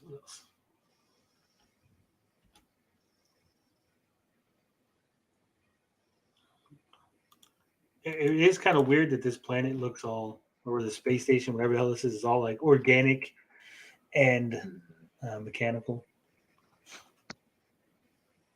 Kind of fucking weird. And apparently, Gamora is going to be hanging around with the Ravagers before they hook up back with her. Mm. So I wonder if they're going to bring back Stallone in them. Stallone is I in hope it, so. confirmed. I think you can see his name in the cast list at the end. Okay, that's good. Also, can Rocket die? Isn't he like unable to die? No clue.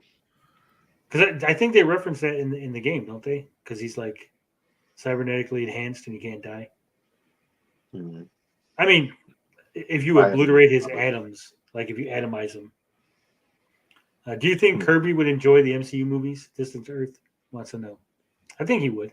Yeah, I mean he's the direct godfather of Marvel, so. What's the deal with chicks with green skin? Kirby probably wouldn't enjoy the amount of money they gave him, though.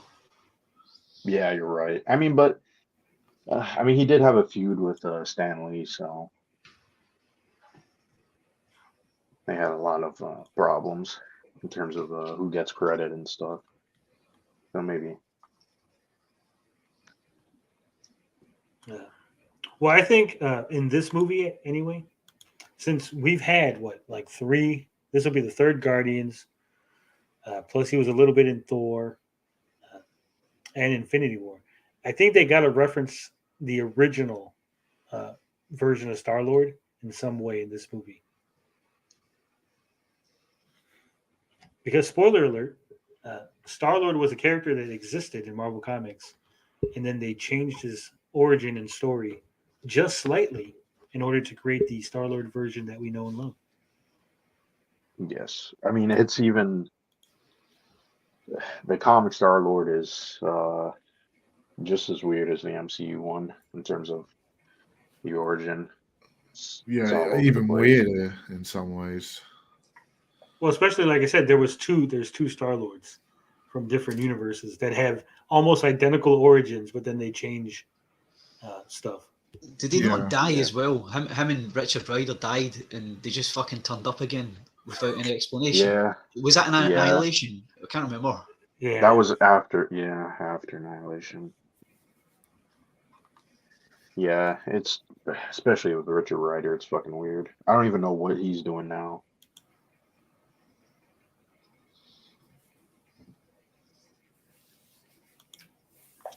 So we got a little celebration going on. Is this the end of the movie? They giving it away? Spoiler?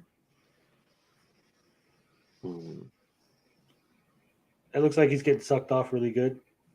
Can't unsee it now. Holy shit. Look at it. That's that look. That's that don't nut. Ah. Oh man. Then they have the little drip. Come on, you're telling me that's not intentional?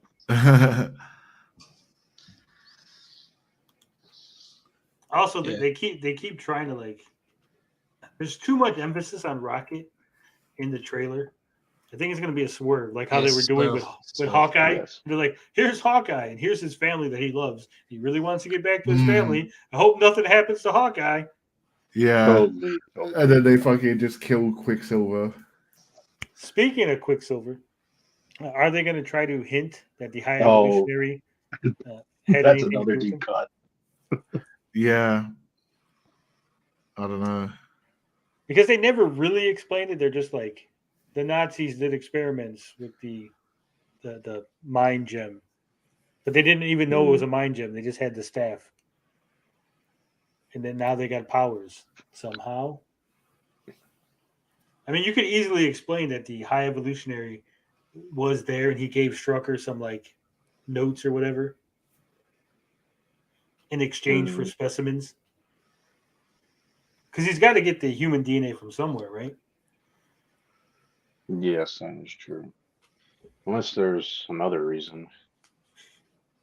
Unless they're all his children, Yeah, like Ego. fucking weird. Oh my god. And Bob's favorite, the little otter. I wonder if the walrus is going to be in this one too. Probably. I think those are going to be flashback sequences.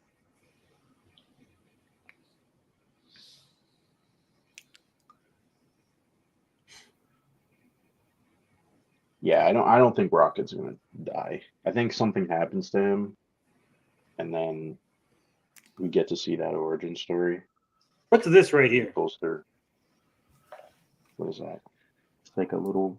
It's Yeah, what is that? Looks like a spider. What is that? Or no, it's a little man. No. Go back again.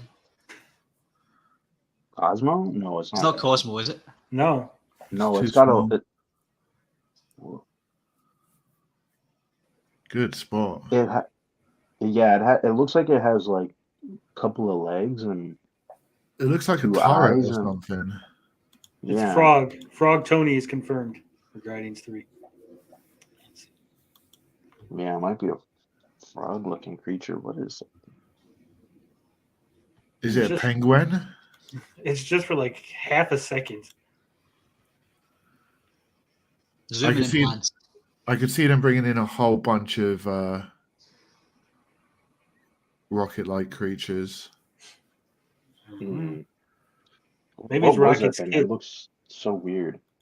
It doesn't look like an animal. It looks like a like what Bob said, a turret with legs. No, because it looks like it's hunching forward. Like it's standing on its back legs and hunching forward to like gallop as you do. I thought this was cool with his multiple arms. Oh holding yeah, guns. yeah. Also, I do like the uniforms. They're not as goofy looking as I thought they would be. No, they look sick. Yeah. Who the hell was he shooting at over there? A half animal creatures, or maybe it's the church. Kind of look like the church. They have like a gold skin.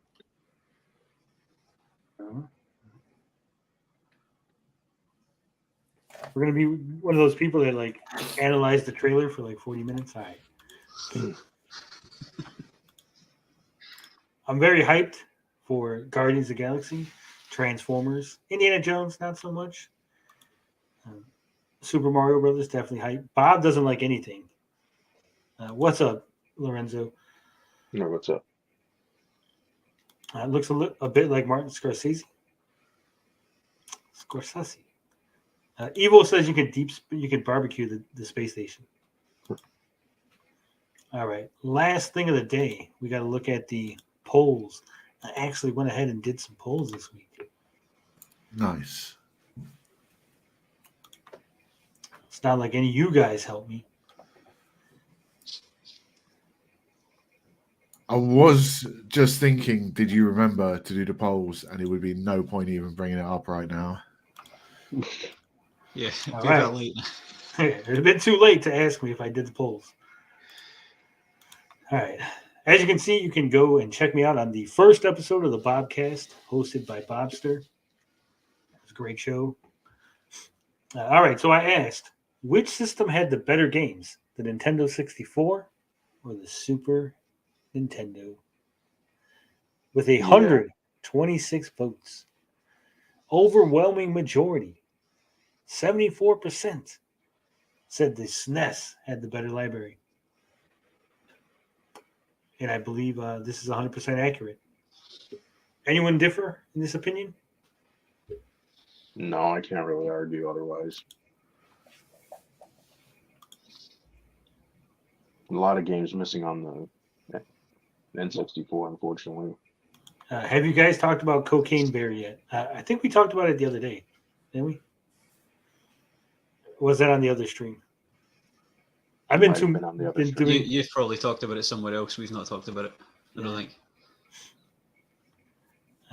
What are you talking about Looks now? pretty Have you seen the trailer for Cocaine Bear? I haven't seen it. I've heard it. I've heard what it's about. It sounds fucking awesome. Yes, You have not seen the trailer? Yeah. Well, then I guess we better watch the trailer.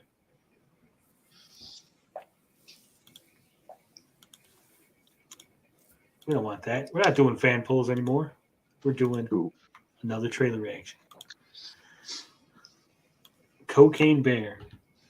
I wonder what that's about. It's based on a real story. Did you know that? Yep. Spoilers, though. The bear died. Well, spoilers. The bear didn't kill anybody. Yeah. He just went on a mad rave through LA. No, it just died. It just died. It consumed a bunch of cocaine and just fucking died. Ruin my joke, why don't you?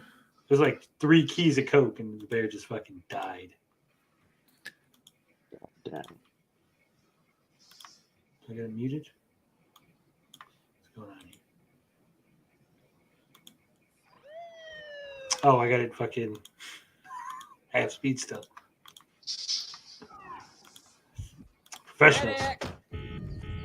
Jesus. You didn't derail us, Andy. You gave us something else to do.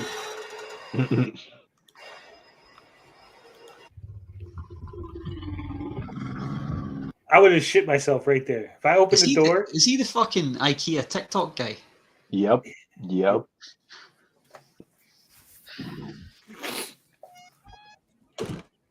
Beth, we should go. Millions of dollars worth of cocaine fell from the sky this morning in Knoxville, Tennessee. More of this out there. They dumped it somewhere. I'm looking for my daughter. Forest is a dangerous place. Hey, Henry, check it out. Something got into it. A deer, maybe. A lot of cocaine. What was that? Oh. Nothing. I didn't realize, like looking again at this trailer, I didn't realize he was in this movie. Yeah, this is Ray Liotta's last movie. Who, Ray Liotta? This is his last one, yeah. This must be hopefully a good role. No, don't eat that. Don't eat that. Let's see what kind of effect that has on. The bear. It fucking. That's some good CGI, whatever it is they're using for that bear. Unless it's a trained bear. Decent. It's definitely CGI. I don't know. When he's sliding across the ground, it looks too real. No. You can tell by the lighting. The bear. I don't know. It fucking did cocaine. A bear did cocaine. There was a bear. A bear? It was far. Hey, that's inappropriate.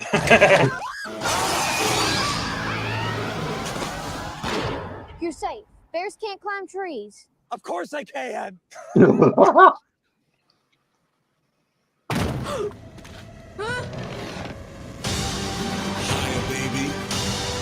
Oh shit! Get higher, baby. It kind of seems like the thing that stays with the man forever. Apex predator. High on cocaine. None of it's mine. Did it do a line of coke off the guy's leg? Did they go back?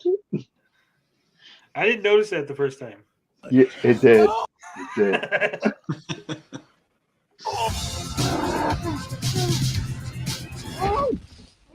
Oh man, you fucked. What the fuck is wrong with that bear?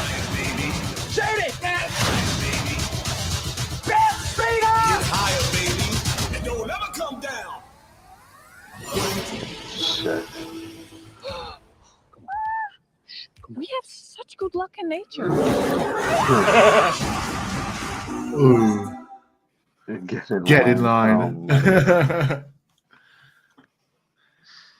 I think that's gonna be a fucking badass movie. Yeah, it looks definitely. If I saw a bear eating a package of cocaine, I would get the fuck out of there so fast. Yeah. What up, Sean? He says, not gonna lie, this is the funniest trailer I've seen in a long time. It is. Yes. It's a great trailer.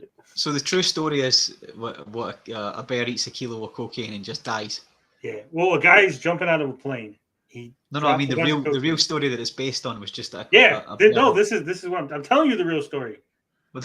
A guy was smuggling cocaine. He drops the cocaine first. Jumps out of a plane. His parachute doesn't go off. He dies. He lands on some dude's porch. He fucking dies. They find him with all kind of cocaine. So they're like, oh shit, there might be more cocaine because the dude's like a smuggler. And they find a whole bunch of cocaine packages open and a fucking bear just dead.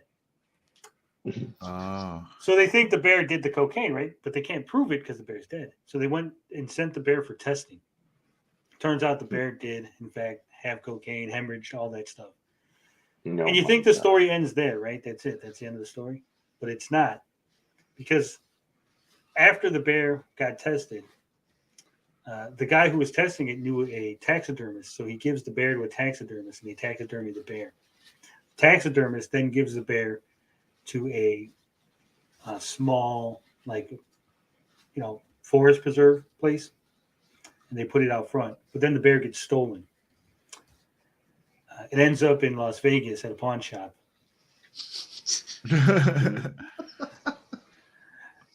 Bear gets bought by a rich guy. Rich guy dies. The wife doesn't want it. Eventually, it ends up back in, I think it's like Kentucky, because the Kentucky Council, they were like really adamant on tracking this bear down because it was like part of their like cultural heritage now or whatever. They wanted an attraction basically. Yeah. So the bear's dead body went on this whole trip, and finally he's back in Kentucky. Wow. That sounds like a whole different movie. It does. I got a frog high once with cannabis. What? How do you know if the frog was high? Well, we tried. We don't know if it was high. I was going to say, was it I'm hot pretty and sure funny? it was.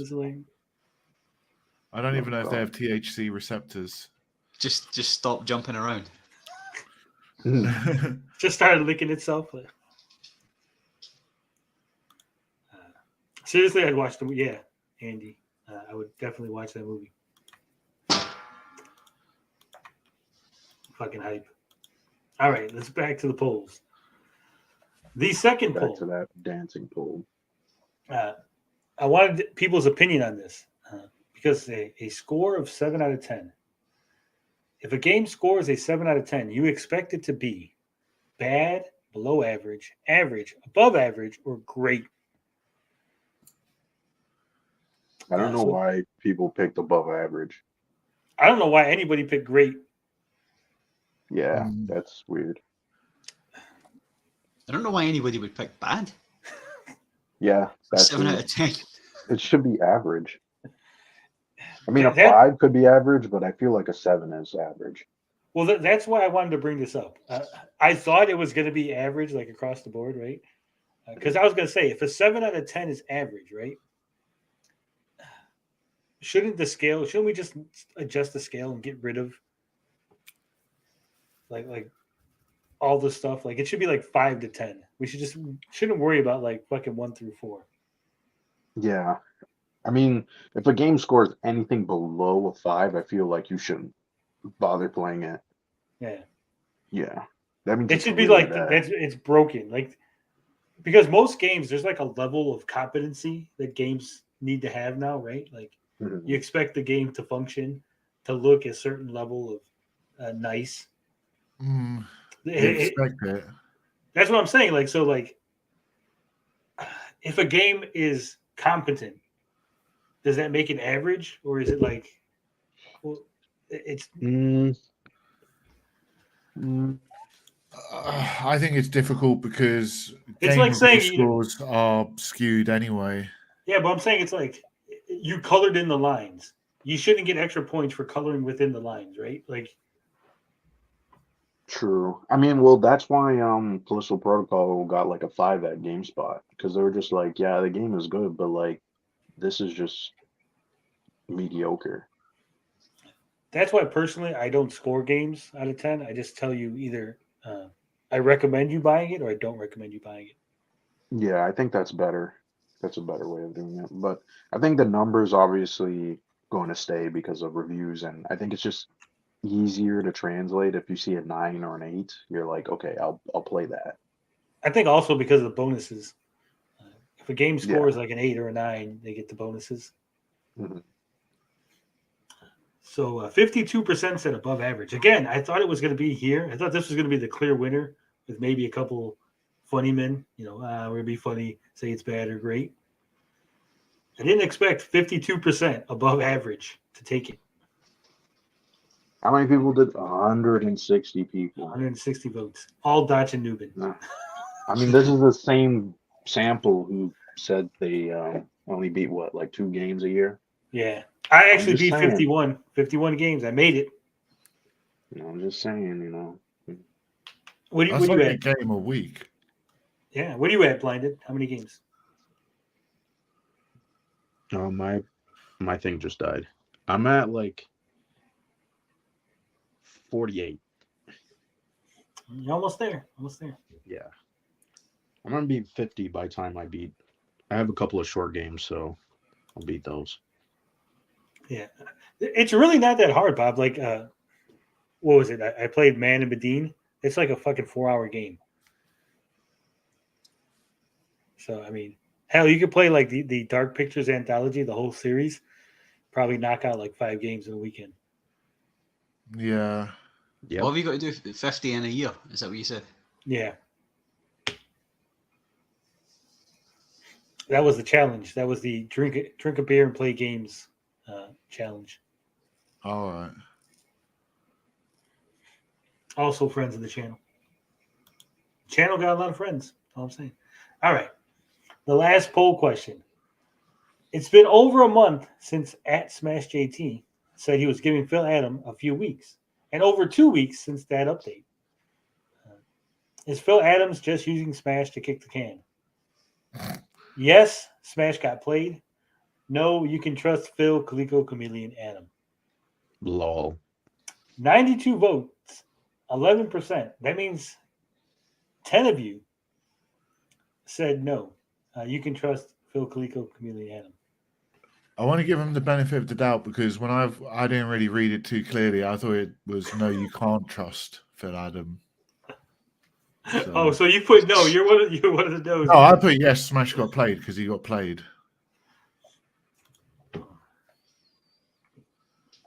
I'm just saying. I think those 10 people who voted for no misread it. No, it'd be like Sweet and Tender and people like that. Yeah, guys trying to be funny, but I can't believe Phil. Remember, Smash said, "Oh, Phil told us by Thanksgiving, guys. By Thanksgiving."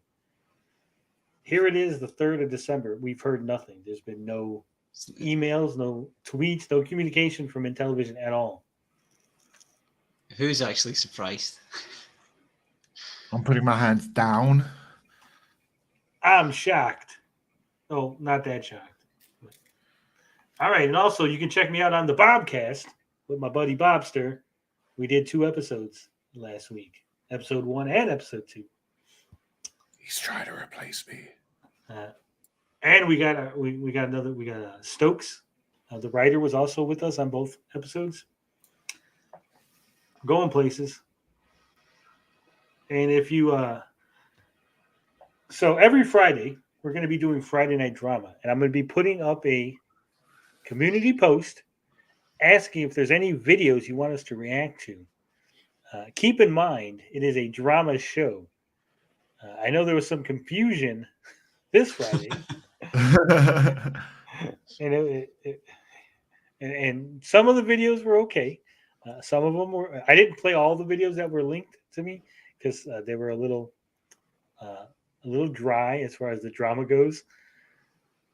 But if there's something you think we should watch, something funny, drama controversial, let us know. We'll check it out. Also, I love this thumbnail. I'm gonna toot my own horn. Not dead, bored.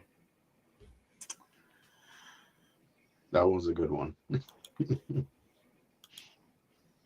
All right. Well, that's it for the show today. 3 hours. Not bad. We did 7 hours. Yes, please watch my iArcade video. You got to put it up there next week. I know what video you're talking about.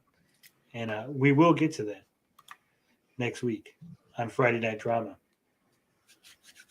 Gentlemen, any last words?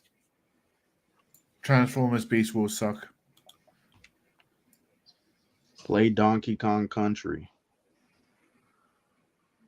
Yeah. All right. So Mad Max is going to be doing a fight night either today or tomorrow. Supposed to be today, but Max is always sleeping. Last I saw, he was streaming. Up until recently, or he's still streaming. I don't know. Yeah, up until 10 minutes ago.